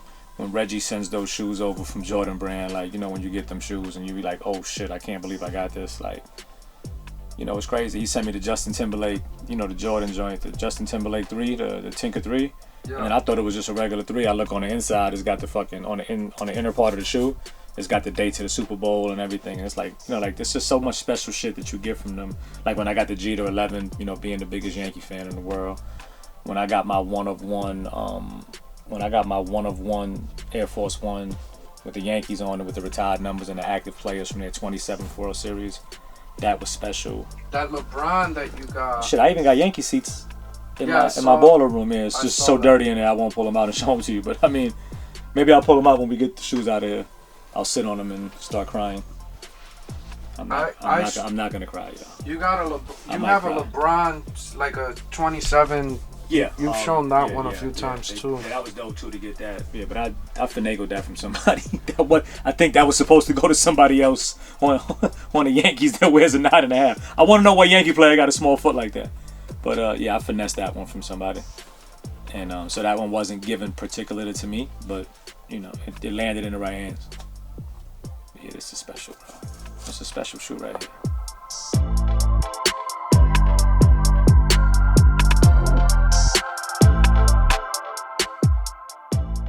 More bespokes. Does anybody play around with denim more than I do?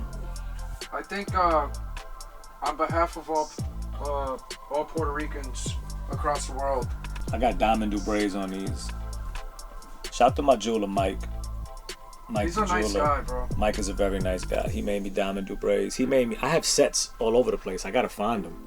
Cause I have yellow gold Dubrays. I have white gold Dubrays. I even have black diamond Dubrays. I don't know where they are.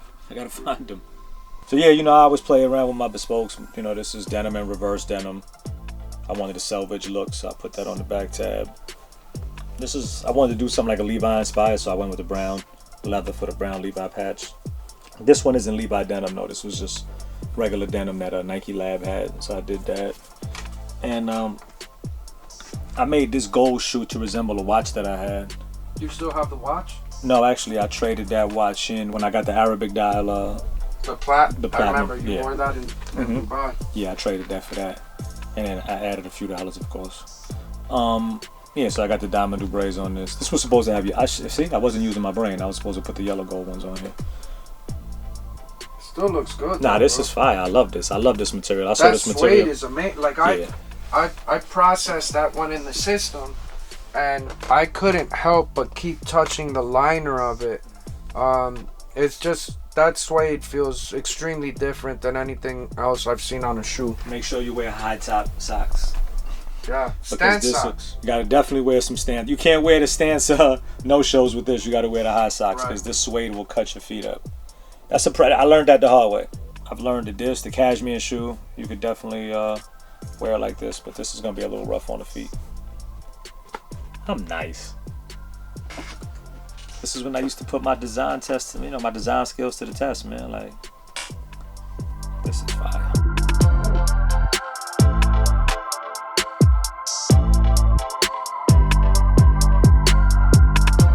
How long of a run did you have with Graph? Maybe 3 to 4 years, maybe a little bit longer. I remember getting to I remember going to 9th grade, and me and Fat Joe one day we was bombing inside of right outside of Forest, and I remember he wrote Crack, I wrote Exit. I remember clear as day. It was in like blue Krylon paint, and of course they came and painted the shit 2 days later.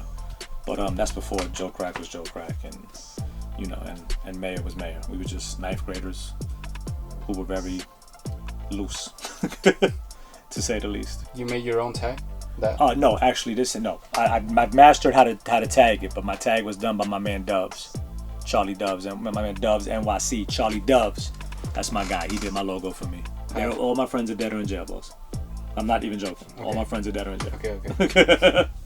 Where's the location that you used to hang out a lot when you were younger? Growing up in New York, I grew up in Patterson Projects, Michelangelo houses, Melrose, Cortland, Jackson, Vietnam. You know, I grew up in my whole section of the South Bronx, maybe a 15, 20 block radius. I used to hang out all the time. I went to Morris High School, 166 in Boston Road. So I hung out there a little bit. You know, of course, I was the mischievous one. I traveled a lot. You know, I would take the bus to Harlem, take the train to Harlem, walk across the bridge, hang out. So that's pretty much how I got the name May. I used to be a little bit of a problem solver, hanging out in the neighborhood. So when rival crew members always had problems or whatever, I knew both people. And I used to be like, yo, chill, it ain't worth it, man. Like, what's the sense for all this bullshit for? And they used to be like, yo, you like the mayor or something. And it stuck with me. My man Reggie White, God bless him dead, from Lenox Avenue, he gave me that name one day. He was like, yo, I was talking to my man, and he said you squashed this one with that one. He said, you really like the mayor. And it stuck with me ever since. Do you know any rappers back then where they were not famous yet? Fat Joe? I went to school with Joe before he was Joe. Lord Finesse. Lord Finesse. My high school was Lord Finesse. I met Diamond D before he was Diamond D. You know, I went to school with Joe. My lunchroom was Fat Joe, Lord Finesse. You know, I met a lot of people at a young age. I just knew a bunch of people. You know, I knew, man, Jesus Christ. I'm gonna have my memory going. But I mean, a lot of them were rappers already, like, you know, Kaz and all of them was already, you know, Grandmaster Kaz was Grandmaster Kaz. I wound up knowing them all later on in life is when I got cool with everybody. But, you know, I was cool with everybody before the net. Like, you know, I known all these rappers before social media and all of this stuff just from being around and, you know, having the club and being in the club all the time and running around. So that's how I pretty much got to meet everybody. Trying to kill me, man? Yankee LeBron 5. This was a House of Hoops release, and House of Hoops was new in Harlem, and everybody used to camp out. Now, I've never camped out for a shoe in my life, ever in life. It doesn't exist to me. Not taking away from nobody that does. It's just that's the part of culture that I've never resonated with because it wasn't me. So I remember getting to the front. I remember walking to the front of the line and trying to walk into the store, and one of the security dudes that was there was like, "Yo, you can't come in." I'm like, "Why?" He was like, "Everybody's waiting online for a shoe." I'm like, "Yo, my man, check this out. I'm not trying to go back and forth with you. I'm not trying to argue with you. I'm walking in the door to get my pair." So the manager of the store recognized me. He was like, "Yo, let him in." And the guy wasn't trying to let me in. I'm like, "Yo, my man, we're going to do this the right way or the hard way. Either way you put it, I'm walking in the door." So he stepped to the side. I was able to walk in the door. And I grabbed a pair. The guy sold me a pair. Don't even know if he got in trouble for it. He sold me a pair. I walked back out. Yo, when I tell you, everybody online wanted to kill me. Like, if they could have jumped me and beat the living horse shit out of me, they would have. Because I'm trying to tell you that, like, mind you, I've never been nervous when it comes to this shit like this, but I'm not gonna lie to you. I had my fist ball ready to lay somebody out because I thought somebody was gonna say something. Yo, there was 100 kids online going crazy for this shit. I wound up getting a shoe, and of course, my dumb ass never wore the shit. So let me ask you, how many pairs do you think there was of that shoe at that release?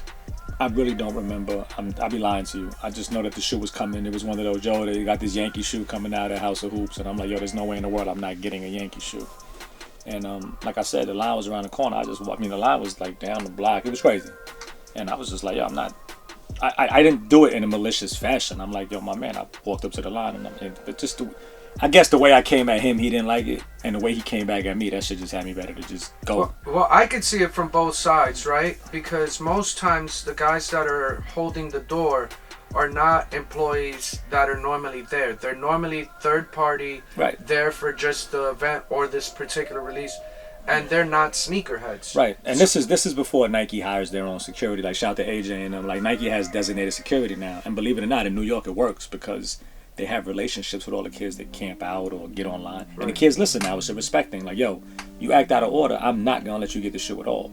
Right? And to their credit, they do a really, really good job of it right now. They control the lines pretty good. But at this time, I just wasn't going for it, and I had to have the shoe just being my love for the Yankees and everything else. I probably wouldn't have did it for any other release.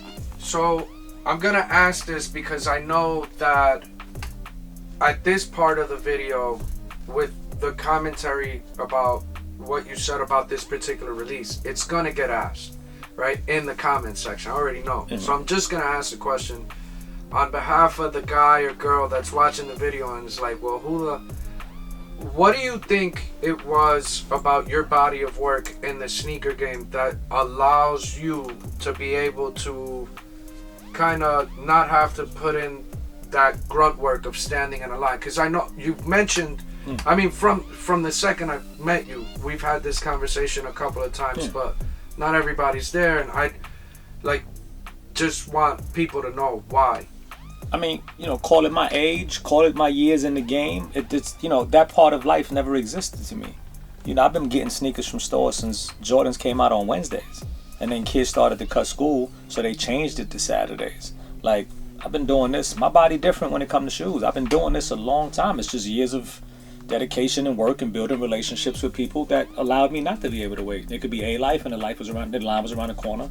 I'm getting my shoe. It could be any store. Like, to this day, it could be any. I'm gonna walk in the door and get my pair. But the thing that I want everybody to understand is, I'm not devoing no line. I'm not putting pressure on no line. I had a kid press me one day. Well, ask me a question one day. It was like, yo, OG, that's fucked up. We wear the same size. What if that was the last pair of whatever it was, 9.5 at that time or 8.5 now? I don't remember. And I turned back around and I was like, yo, youngin', check this out. Whether I came today on the release date or I came next Thursday, you wasn't getting the shoe. I put my work in to get these shoes. I've been doing this probably before you were born. Like, I'm gonna get the shoes. So it's not that I'm here. And I normally don't pull up to the line.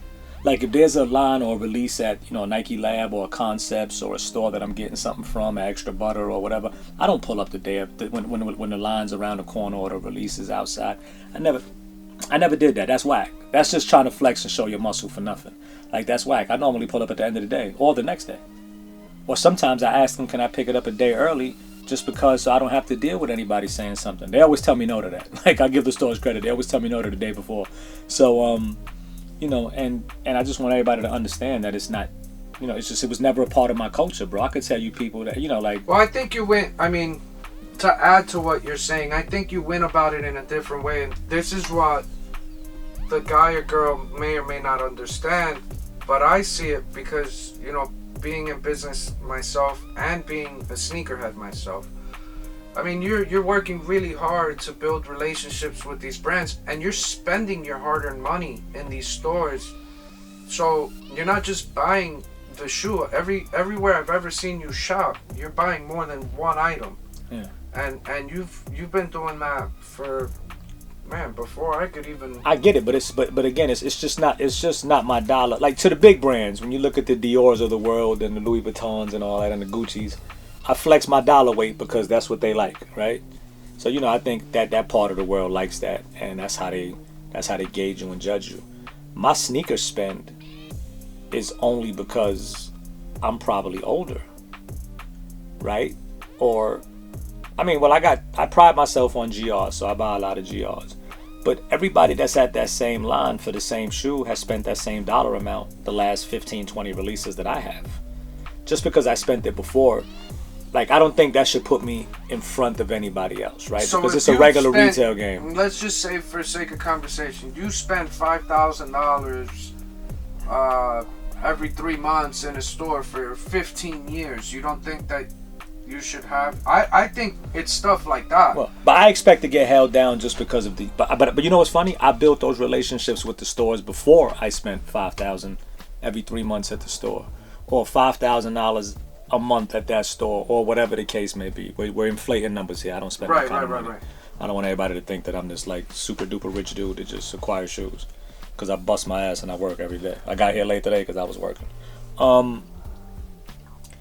Like, it's just it's the years that I put into the game. So like I said, the camp out stuff never existed to me, right? Like, I can't relate to my parents when they talk about Woodstock, right? But maybe my daughter could understand. Maybe my daughter could relate to my mother more because of Coachella, right? So I'm past generations. You will never catch me at a Coachella unless the helicopter landed right behind the stage before Joe's performing or Puff or Jay is performing.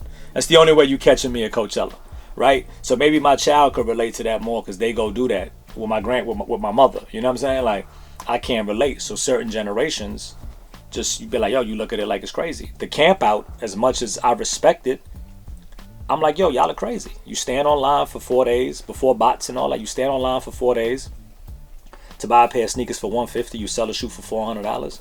You've been online 72 hours. Yo, you smell like a butt cheek sandwich when you're done, and you made $300. You make more money working at McDonald's. Right, but that's But that's what this was around this time. There was no bots for this. Right. There was no online releases for this. This was come to the store, get online, and get this. I understand the game now. So I'll say this because these young boys are killing them now with virtual credit cards and bots and all kind of shit. So I'm a fan now. Shit. Right. I came into the sneaker game in the sense of like of that era, that time where you had to stand in line, and I did do the 4-day stuff, but it was more about building brand awareness that I didn't realize. Now, I'm not saying that what these kids are doing, but that's kind of the grunt work that you have to put in within the community initially. But Jay, let me ask you a question, Jay. You stand online for seriously, like, give me a shoe that you stood online for 4 days. LeBron 10 Cork. All right, how much was the shoe? LeBron 10 Cork was, what was it, $180, $200 when it dropped? I sold it for $800. So you made $600. Right. Has there ever been any where you only make $150 after standing online for 4 days? I've seen people do it. Yeah, but the thing is look, that release was messed up. The store winded up not gonna throw names. Store winded up backdooring a bunch of pairs, so the line wasn't held the way it was supposed to be held, right? But over the course of a year and a half, I probably stood in hundreds of lines. But the benefit for me was I wasn't doing it because of the money I was making. I was doing it because I wanted to know who the players and shakers were within my community. And I was trying to not bring... everybody has your mentality when it comes to that. Right. People are looking for the quick buck, and they think that standing online for 3 days to make $150 is the right thing to do, where you could just apply that talent and go get a job. You can make more money. You can make more money working 8 hours a day. Not everybody that's reselling should be reselling, but until they try it and fail, they have to exist. It's part of the what if, you know. But I try to bring the culture involved in lines. I used to bring PlayStations. I used to, bring barbers, barbecue grill. Like we did. But you thought different. We're talking to that. We're talking to the same. To the guy that's trying to make money. We're talking to the same kid that was on this line that told me to go fuck my mother under their breath probably 100 times when I walked out with this shoe. This is the person that we're talking about now. Not everybody has that mindset. I've seen a couple of guys that do stuff like that. Then I even learned when a bunch of people from the one person online, I seen kids bring their mothers to the line, their cousins to the line, family members to the line and get 3-4 pair. And I'm like, yo, I respect the grind even though I think it's crazy. Right? To the bots now and then the virtual credit cards and everything else. And I was like, oh shit. I know guys with warehouses now that's getting 300 pair of sneakers. And I'm like, damn, that shit is crazy. I respect your hustle. I respect your brain. I respect all that. But it's like, damn. You know what I'm saying? That's why I denounced reselling before. It didn't make no sense to do all that work for that little bit of money. Go apply your talent somewhere else. But I respect it now. And look, I'm cashing out now. I'm cashing out for a different reason. No. I'm cashing out because I'm tired of looking at this shit. I did everything I could do with this collection already. The world saw it. I've displayed it a couple of times. I've showcased it on multiple news channels and social media platforms and multimedia platforms and all of that. I've lent my shoes to Nike. I've done ABC, CBS Sunday Morning News now. I've done MTV. I've done all that bullshit.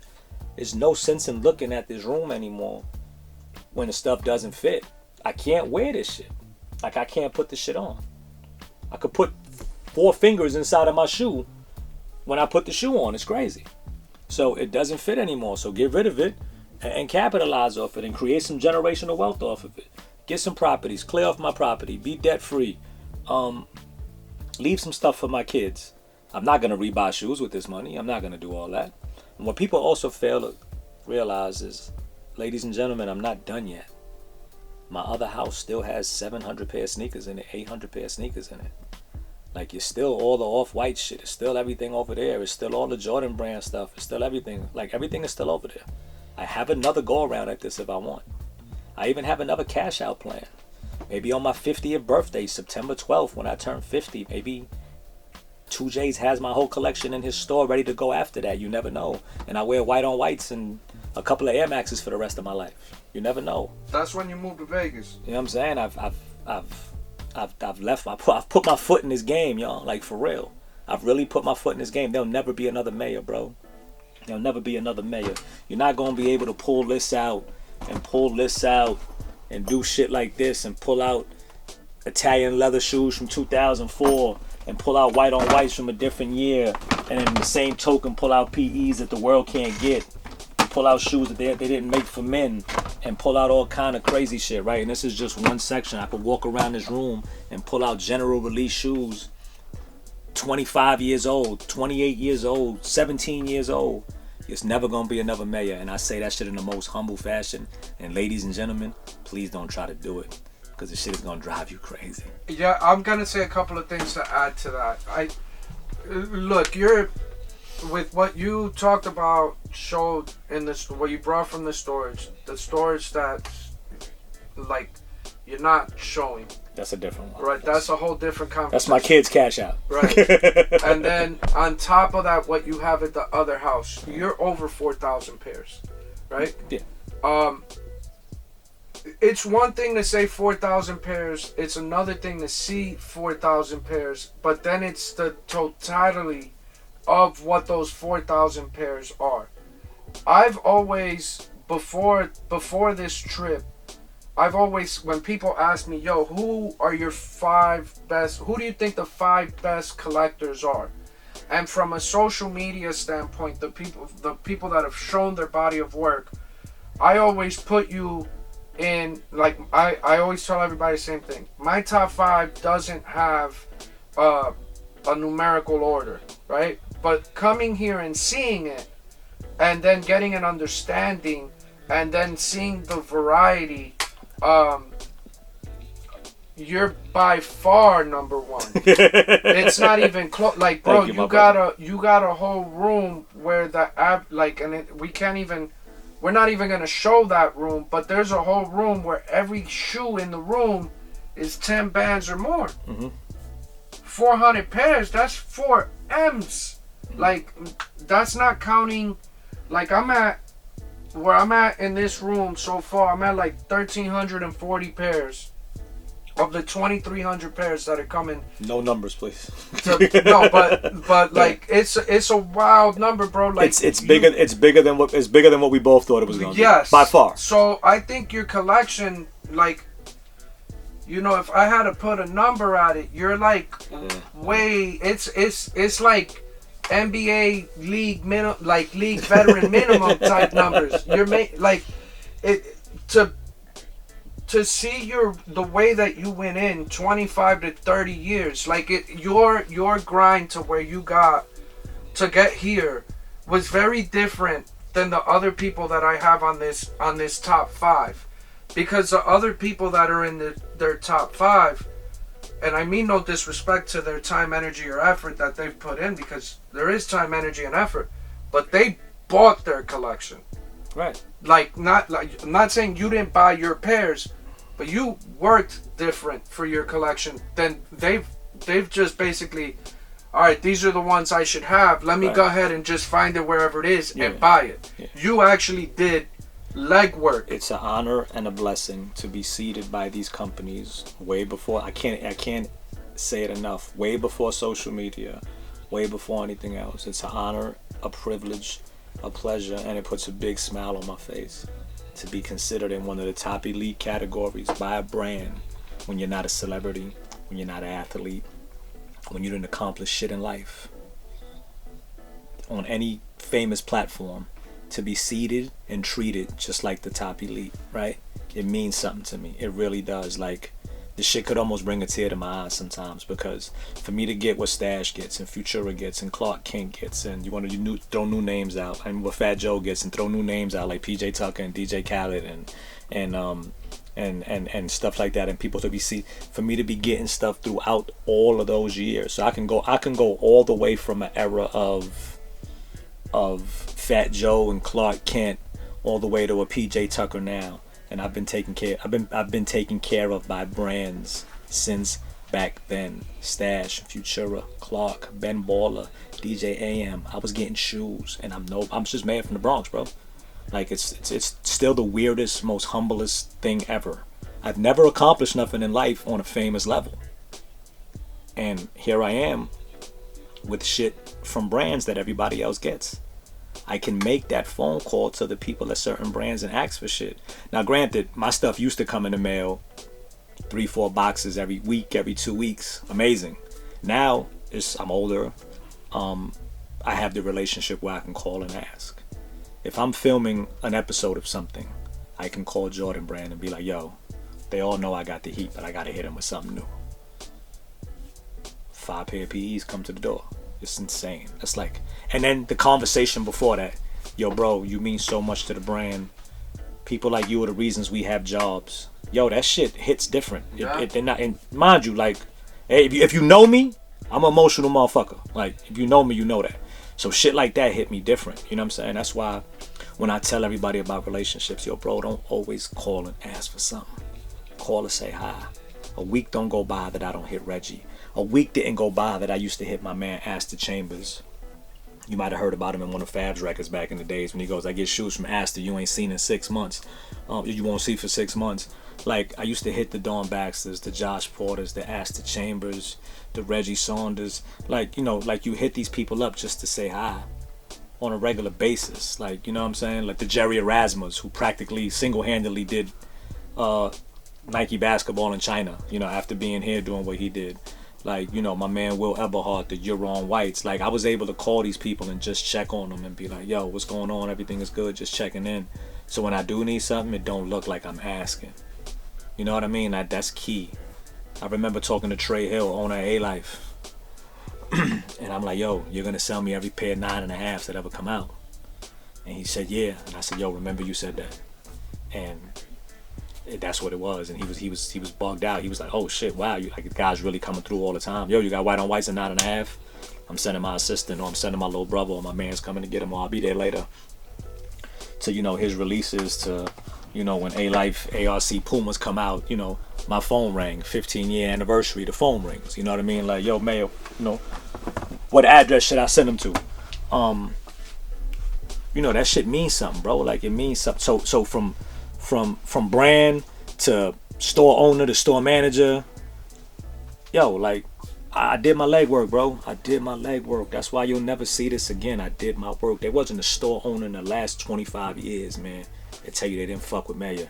And when boutiques started opening up other places and the internet became something, I made sure I spoke to them people, man. Like, I made sure I got cool with owners in Boston and owners in Ohio and owners here and there. I did my work, bro. It's work. I did it. So, 25, almost 30-year relationship interacting with the brand. Do you think that legwork that you did with the stores and the folklore that became Mayor, the sneaker connoisseur, is what opened the doors for that relationship with Nike? Like, well, you know what's funny? The Nike relationship came pretty much at the same time as with the brands. Like, I used to shop at Tom, Dick, and Harry's all the time, which was a mom and pop store in the hood. I used to shop with Mike Packer's father in Yonkers, bro. Now, I shopped with Mike Packer's father. Think about Packer's shoes. I shopped with his pops. His father saw me the other day when I had a bad back. He told me to lay on the ground and started walking on my back. Like, you know what I'm saying? Like, the man's 90 years old. The man's sitting there like he's 80-something years old, 90 years old, walking on my back. Like, you know, like, I went into Packer's office one day and he's sitting there talking to Styles and Jada, like, who really shopped there too when they was younger. And I walk in the door and he's like, Dad, that's Mayor. And he's like, no. And he just hugs me and like, and my back is hurting, and Styles is telling me about, you know, shit that I could do for my back. Meanwhile, the old man's like, get on the ground. Like, and he's walking on my back and shit. And like that, like, I was going into his basement years ago. You know what I mean? Like, yo, I can't make this shit up, bro. Like, I was shopping at Pack. Yo, their invoices wasn't even Nike. It was BRS, Blue Ribbon Sportswear. Like, that's how long I've been fucking around with these brands. Do your history, man. BRS. Like, shit, it brings back smiles to my face, man, because I'm thinking about all this shit being gone, and now I'm thinking like, wow, I used to go into these basements, man. I used to work in DeMayo Sporting Goods in 9th grade. I worked in the sporting goods sneaker store. I thought I was the man. I was going to be on the sales floor. They broke my heart. You know what my job was? I was in the back making gun holsters. They had a contract with the NYPD for gun holsters. So the leather used to come pre-cut, and I used to go on the rivet machine and fold it and bang it all day. I was making 2,000 gun holders a fucking day. The shit was crazy, gun holsters. Because they had a contract for it and they did it out of the back of the store. I thought I was going to be on the sales floor selling shoes. Like, I was sick. did you ever get on the sales floor? Nah. But I mean, yeah, periodically I would come out and work the floor. But that was basically my job. And I mean, you know, getting the 30% off of sneakers was dope. Getting Air Barkley 2s for 30% off $79.99. You know what I mean? That shit was fire. You know what I'm saying? But I remember saving paychecks up. I bought my grandmother a chain for Christmas off them paychecks. I remember New Balance boots with the thick, little, like low-top New Balance boots with the little thick bottoms on them. Nah, forget it, bro. I go back forever with this shit, man. Did you ever have a paycheck that you were excited to blow on a sneaker and then you showed, like, your mom and she, like, went super ham on you for spending the check? Here goes one for you, smart ass. I worked at McDonald's. Hey, okay. I lasted one day at McDonald's. I worked at McDonald's and saved 4 paychecks to buy a pair of Gucci 84s. Okay. Obviously, it wasn't 84 because I was only 12 in 84. I bought a pair of Gucci 84s from Macy's, if I'm not mistaken, or from the Gucci store. Do you remember how much they were? I don't remember. I know I came home and I showed my mother and she saw that Gucci logo and the same slap that I got from graffiti. I got, what the fuck are you out your motherfucking mind? Fuck is wrong with you, you little stupid motherfucker? That's how my mother spoke to me when I was a kid, just for the record. That's exactly what happened to me. I heard she still talks to me like that to this day. She still talks to you like that now. Storm and Norma ain't no joke. I love you, Storm and Norma. That's my mom's, man. I love that lady. You know, so I'm getting giddy and happy again. See, sometimes shoes make me happy and sometimes I can't stand y'all motherfuckers. But today is one of the days that I enjoy it. Like it's just bringing back memories. I think I'm about to cry, y'all, for real. But like, the shit is dope. And then to see it all go.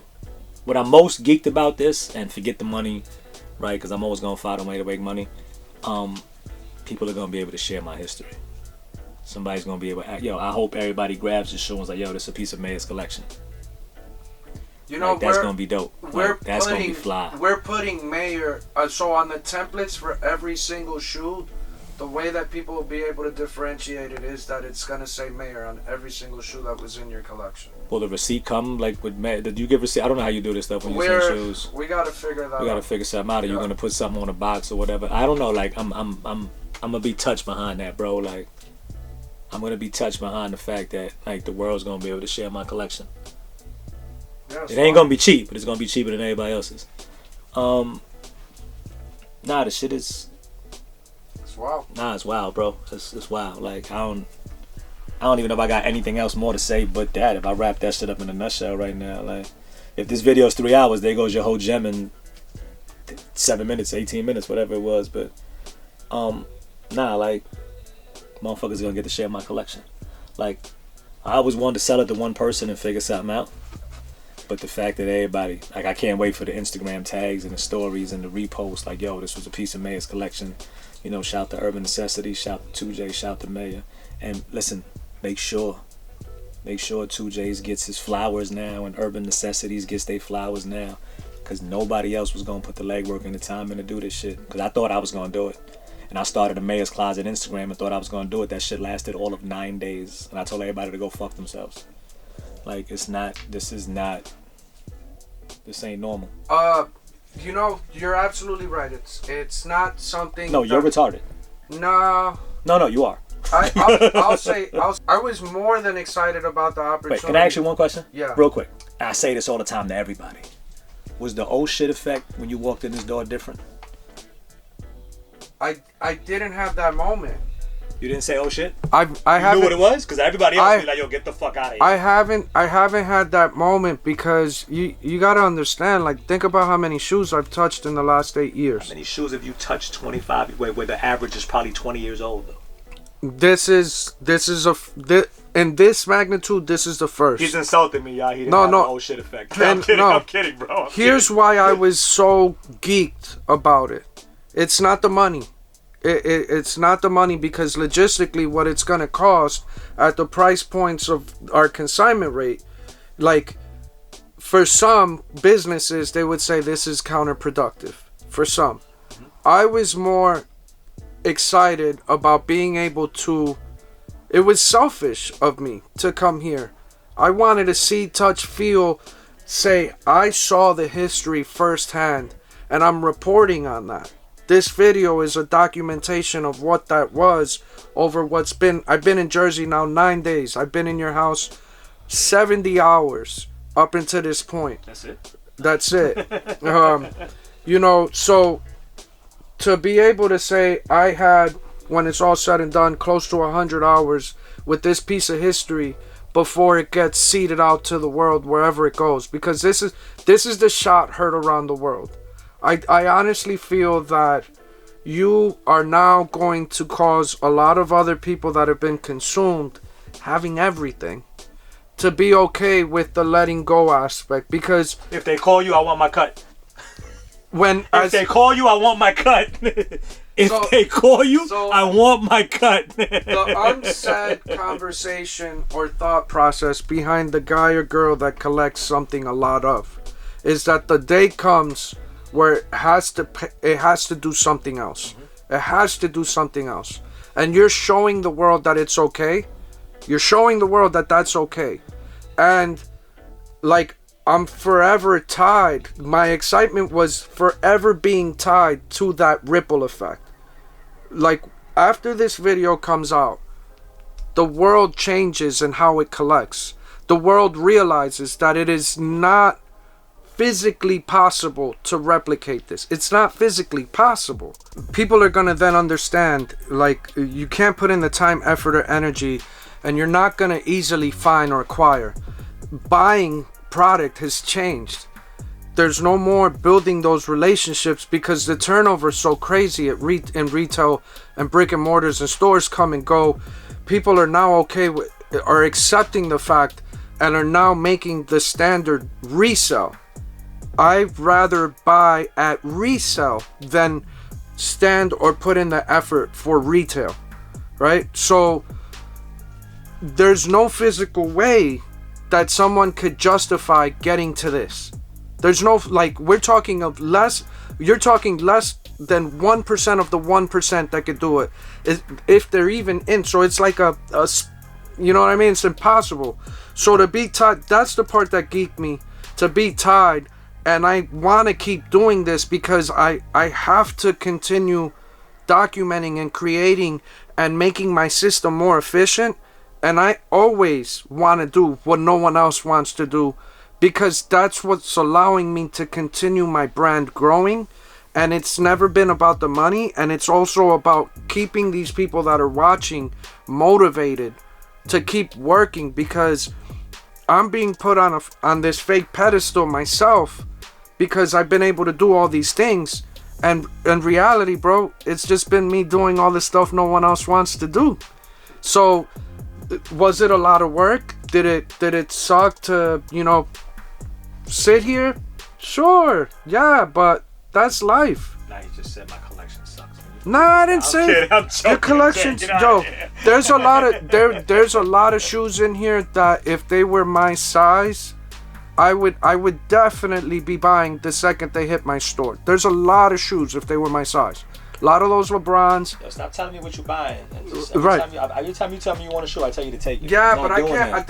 I'm not doing that. Yo, bro, it's not counterproductive when you're sitting here putting in all this work and you're doing this. You don't think I want to gift you something for doing all this? Yeah, you already have. So instead of me trying to figure out what you want, I'd rather you say, yo, I'm buying this when you get to the store, and I'm like, yo, take it. 99% of the shoes in this room are not my size. Number one. Number two, or bad. You've already done more than I could ever put into words. The way that my DMs have been blowing up, the way that my phones have been ringing and texts have been coming in and emails have been coming in. Better yours than mine. There are massive collectors that we all follow right now that are like, I'm already coordinating, going to their house and picking stuff up. Oh, I want my cut. Well, no, me and you, I think that what I'd like to see is people in this comment section start tagging all their favorite like platforms, media platforms, and saying, yo, these two guys need to become the American Pickers-esque guys. Like I really want to go to Russia, like I was telling you, bro, and wearing the babushka and doing the, you know, thing, and driving a Sprinter and picking up sneaker collections all over the world. Like that's what I want to do. I'll be on FaceTime from America. I just hope that when I get that opportunity, if it ever comes, that I don't have to do it with this boot. As long as I get paid $1 more than you are, we're good. I just think $1 more. As long as we keep. I gotta have that contract like the back. I gotta be the highest paid, so I gotta get like $1 more. You can have that. $1 more. That's it. 5 shoes that I wish were my size. I can answer that with one shoe. I would tell you my 5 linen atmospheres, because there's about 5 pair in here. They're all 9.5. It's definitely my linen atmospheres. My made-to-order crocodile pack. I have to keep a set just so I can have a set. My fragment Jordan 1s. And I still got another pair that I kept, so that's the good part. My Clot, the original Clot Air Force 1, the candy box. That's 4. Shit, my Strawberry Quick Bespoke is 5. 5 shoes that I don't know why I don't have in this room. It could be 5 pair of felines. It's hard to say. Oh, I give you one. I don't know why the hell I got that. I don't know how I got it, why I got it, but that's Ricardo Tishi. I love you. I fuck with you. The rest of your shoes was fire. This shit was crazy. I hope somebody buys this shit before they see the video. That's the one, bro. I ain't gonna lie to you. That's it right there. What's good, everybody? Emotional Mayor's here right now. This is the end of an era, the end of 3.5 decades. This room has meant so much to me over the years. It's about to get dismantled and sent to Urban Necessities in Vegas. First, I want to shout out my brother 2J's. Thank you for putting the work in and getting this done for me. I really appreciate it. couldn't have done it with nobody else. It's starting to hit me real hard that this room is getting out of here. Tomorrow is gone, and I know I can't record myself tomorrow. But I'm gonna try my hardest not to, because it's definitely gonna hit me a little harder than it's hitting me right now. The good thing is, people that rock with me, people that love Mayor, people that fuck with Mayor get to purchase some of this collection and keep it alive. I can't wait to see how you guys tag me in them, take pictures with them, how you keep spreading the Mayor collection throughout the world and letting everybody know that you acquired something in my collection. It means a lot to me that, you know, people that rock with me get to do this. The King ain't going nowhere. It's still 800-900 pair in the other crib, so I'm still gonna be out here rocking with y'all. But it's really bugging me out right now that this is the final days of this room. So I wanted to shoot a quick vid and holler at you guys and thank you guys in advance for keeping this alive and keeping the history alive. And again, I can't wait to document it with y'all and repost y'all and retag y'all and thank you for purchasing and commenting and going back and forth with y'all. I'm looking forward to it, man. Remember when you cop all of this stuff, and remember when you buy it and you post it and whatever it is, it was a part of me. It meant something to me. I prided my GRs like I prided my exclusives. When you cop, I really want you to understand that, yo, this was Mayor's because he wanted to get it. He wanted to buy it. He wanted to acquire it. He called and asked for it because it meant something to him. So, happy shopping, y'all. So, I've been here 7 days. I'm coming up on like my 10th hour here. Day 7. I've processed close to a little over 1,400 pairs at this point of Mayor's collection. And I mean, I hope that you guys have enjoyed this video. I hope that you guys have been able to kind of get an idea of the person that Mayor is through some of the stories that he shared. I hope that you guys get to understand the magnitude of Mayor's passion for sneakers. Here you have a guy who I think a lot of us can relate to, coming from some of the hardships or circumstances in life that Mayor came from, that so many of us have had similar struggles. Might not be the same exact path, but we could all relate to that, coming from nothing and turning into something. Mayor over the years has become a recognizable name. He's created an influence that the ripple effects are way further than we'll ever see or understand.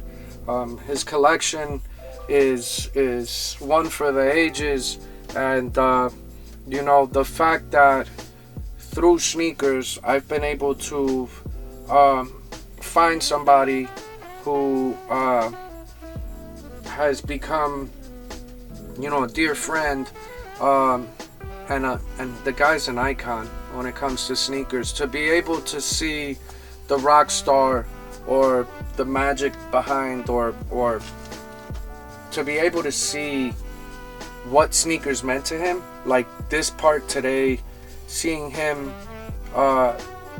almost break down a couple of times, I understand now more than ever that Mayor truly does love sneakers. And I think he's been an amazing ambassador for the sneaker culture, not just in the tri-state area, but globally. I know that I say this on the behalf of my staff, my family, myself. We're extremely honored to be able to sell some of his pieces in our store. He had a million options. He could have sold on any of your favorite apps. He could have teamed up with consignment shops that generate much more revenue, have much more engagement than my brand. But I want to say, I think more than anything, the privilege of being able to build an actual relationship where it was just more than the monetary is a testament to why we probably got the opportunity here. I know Mayor with myself and so many other people, he just wants to see you win, and I know this allows me to kind of scale and understand what our bottlenecks are, what our system needs to be more efficient. And I like I mentioned before, I already have other serious collectors hitting me up, and I would love to be the guy that gets hit up or known for, this is what I do, right? And you know, it's like the guy that's in a wine. It's like sipping or smelling fine wine all day long. I ain't stick my nose in worn shoes, but Mayor, I hope that you watch this video. I hope that you get to this part, bro. I'm really proud of you. I'm honored to call you a friend. I love you, bro, and thank you for giving me and my family the opportunity, bro. We won't do you wrong. We're excited about the ripple effects that this is gonna cause, and I really look forward to being able to hand you over some pretty serious money, because even though I've only processed 1,400 pairs, you and I know that number's a very, very big number. That number is, like you mentioned, it's something that we'll be able to provide generationally for your family, and the fact that you gave us the chance, bro, I can't even put it into words, family. So love you guys. I hope you've enjoyed the video up until this point. Tomorrow we're gonna come back and kind of wrap it up, right? I don't know how much may or may not be here, but long story short, trucks coming in, everything's coming out, and hopefully this will be, by the time you get this video, I'll be pretty close to launching this on Urban Necessities website and in store. It's a lot of work. Whatever time and effort that I've put into it, my staff is gonna have to put in 3 times into it, because there's some stuff that needs pictures, all of it needs to be labeled, all of it needs to go into replacement boxes. So be patient with all of it, guys. I know that the Instagram stories, the videos, the posts have created an excitement that we're all like thankful for, and really are like appreciative of the fact that everybody's so anxious and curious as to when this goes live. But this video is probably going to take a few weeks to edit. This video is probably going to be a few weeks before it goes live. This product being available on the store, hopefully it's all ready before my 6-year anniversary.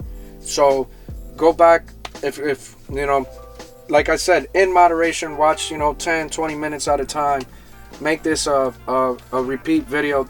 There's a lot of stuff that you might have missed that you should probably go back and check out, and there's probably gonna be a lot more cool stuff on the rest of the video. But I'll see you guys tomorrow.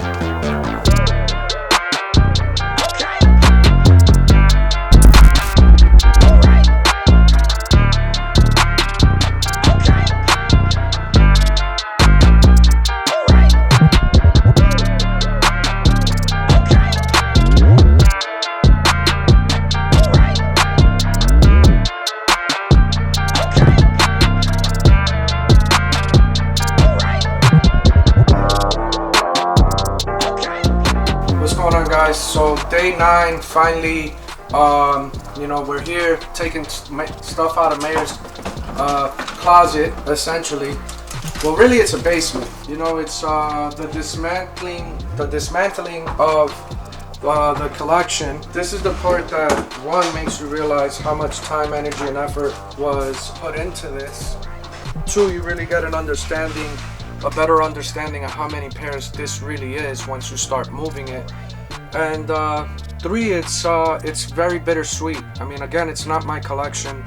I had this conversation off camera last night with Mayor, and you know, I feel for him. I genuinely do, because it's a lot to let go. But I told him I didn't feel bad for him, because it's one thing letting go, but you're letting go of stuff that you can no longer wear. Just staring at shoes and not being able to do anything with them, it's not the same. So you know, it's coming to almost to an end here. Hopefully we could get everything out in the next couple of hours, and then it's a 38-hour drive to Vegas. So this stuff should make it to Vegas in a couple of days. Let me see if he replies. I know he was actually house shopping for another house. This dude buys houses like I buy fucking Stan socks. He's got more houses. This guy's house collection is better than most guys' like anything collection. He's got like a house for every day of the week. You know that, right? Yeah, y'all see Nels special guest appearance, 2 videos in a row. What up, man? What up? What's the craziest shoe you've seen so far? Those are the ones that you posted earlier. Yeah, those are good ones. What are those? SB Dunks, Supreme. Supremes.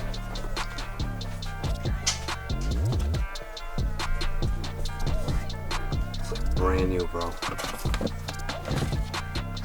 Yeah, those hips are high now too. Yup. Even with no box? Yeah. Sick. I mean, the fact that he doesn't have a box in that case for that particular shoe, he's gonna wind up losing about $100 to $200 on the resale value of it. So all the pairs are out. We did the math; it should all fit with the boxes. Yeah. So, this is. Yo, what about the bags? The bags are gonna fit. Everything should fit. I need them bags out of there, bro. I know, bro. I know. I'll get them out. Look. Holy shit, bro. I know. Yo, take pictures as it keeps going, so I got pictures to archive. This is where we're at right here. So like now you don't have to like really duck or anything. Yeah. I'm sorry, bro. I know. Nah, this shit is. I don't even want to go over there, bro. I ain't gonna lie. I know. I said it last night. I don't expect you to be here. But I'll try to take as much pictures. I got Kevin record. Instagram pictures, just so I can, and then, I can picture when it's all said and done. All right. Yeah, I'll take it. I'll get Kevin to take as many good quality high-res pics as we can. Please. All right, bro. Thank you. Later.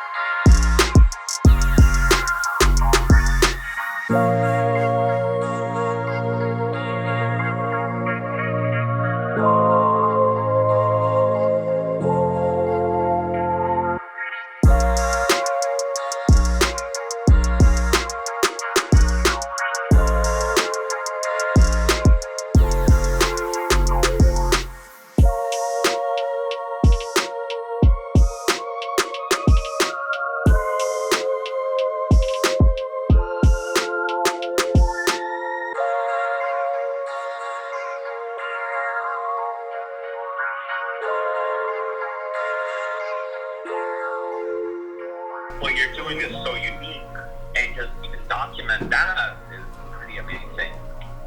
Yeah. I had It's great. to make my own sneaker con in a sense. Yeah, no, it's true. But you're doing it differently. You're going out of the fucking box as you usually do. It's such a motivation. How you're doing shit. Yeah. Hey, You could have rolled over like 90% of the people, but you're working your ass off.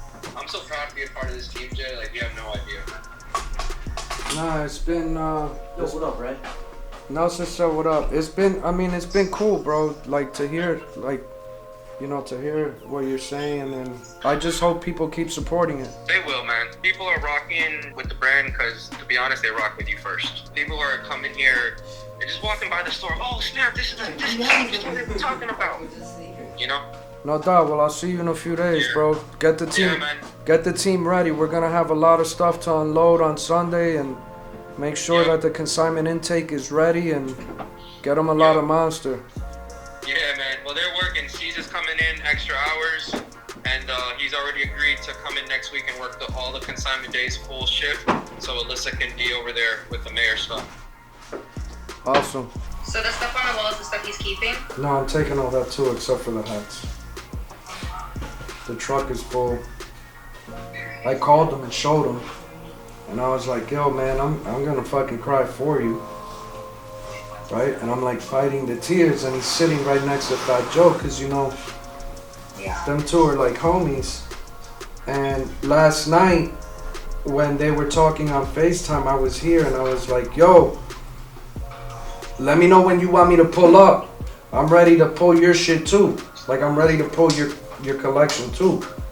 So they're together right now, and then FaceTiming, and Joe grabbed the phone and sees it. He's like, nah, he been crying all day. Don't tell me you're crying too, Joe tells me, right? And I'm like, yo, this shit is like from a sneaker standpoint, it's like history. Right. And like I even saw like Anthony posted one of the forums on Facebook. He was like, "Yo, this is really sad to see." yeah, but you know what Joe said? When I'm done with all this, I need to go to Florida and go get his collection too. Nice.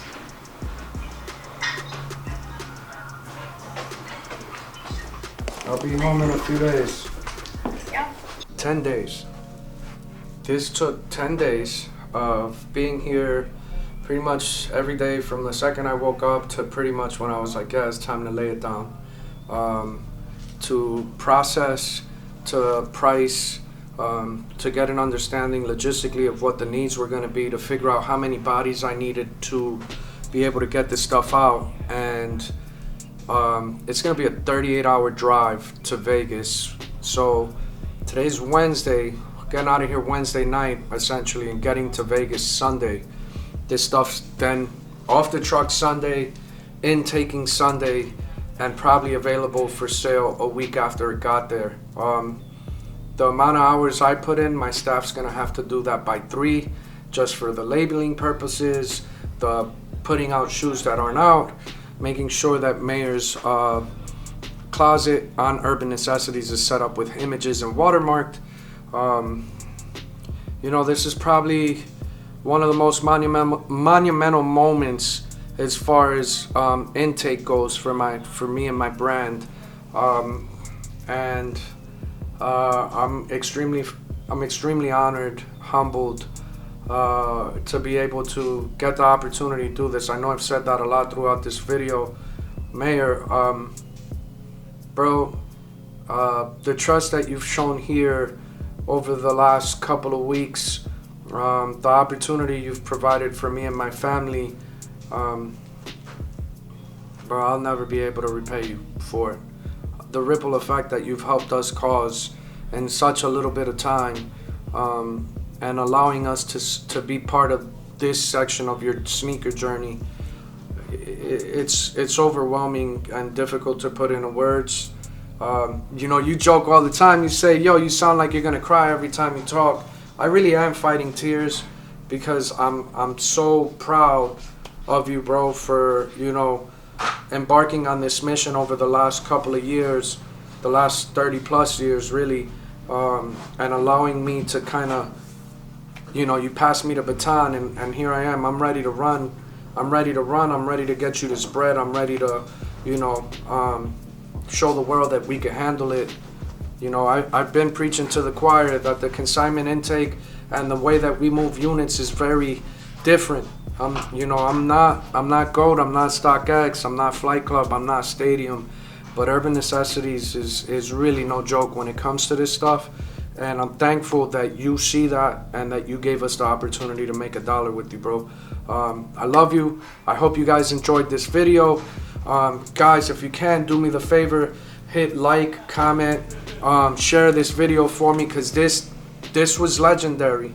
I mean, you got a collection here worth, you know, half of this man's collection is worth, at this particular moment, August whatever it is, 2020, August 5th, this man's, the half the collection he gave me is worth over $1.5 million, and that was me lowballing it under, like literally pricing stuff under market. So it was gonna be worth more than that, just half of the collection, and the stuff that he kept is worth 3 times as much as what he gave me. So that really kind of gives you an idea of how big this guy's collection was. You know, I hope you guys, like I said, I hope you guys enjoyed this video, and I appreciate you, you know, taking the time to either binge watch this, watch it in sections, watch it in spurts, all of it. It was really dope. None of this would have been possible if it wasn't for you guys spreading the word and allowing me to be a part of the sneaker community. I thank you. I will forever be indebted to y'all. And again, I hope y'all enjoyed what you watched today. If you want to see more videos like this one, go ahead and comment down below. If you want to see who do you think is the next big sneaker collector that coughs it up and says, Jay, come get it? I'm ready with 1 foot or not. I'm coming. Just let me get my surgery in like a week, and I'm ready to go wherever I gotta go to make that happen. I'll catch you guys on the next one. One day and 12 hours, 36 hours. Cool. You should make it in 2.5. I'm giving you two days to get there. 2.5 days. You get there Saturday night. 2.5 days? Probably 2 days. Get there by Sunday morning. I don't care. I'll have the whole team ready. They'll be there with pom poms and banners and all. Big Macs and all that. All that. Everything. Drive safe. That's it. Se acabó. This shit hurts me. Like, it's just like, you gotta think about it. Like, my man did 53 bespokes, right? He did hundreds of IDs, hundreds of Nike IDs. Think about the time, bro. Like, when I try to design something, you know, like, you know how many times I go back and revisit it to, like, you know what I mean? It's just, yeah, that's like, man, that shit is crazy. Like, he's like, it's crazy. And he didn't do it with the intention of selling. He just did it because it was fun. That's you know what I mean? Like, this man has lived an amazing life, bro. That's nothing to be sad about here, but the shit, like, it just, at the same time, it sucks to see it. Like, that's it. Yeah, somebody's dream here.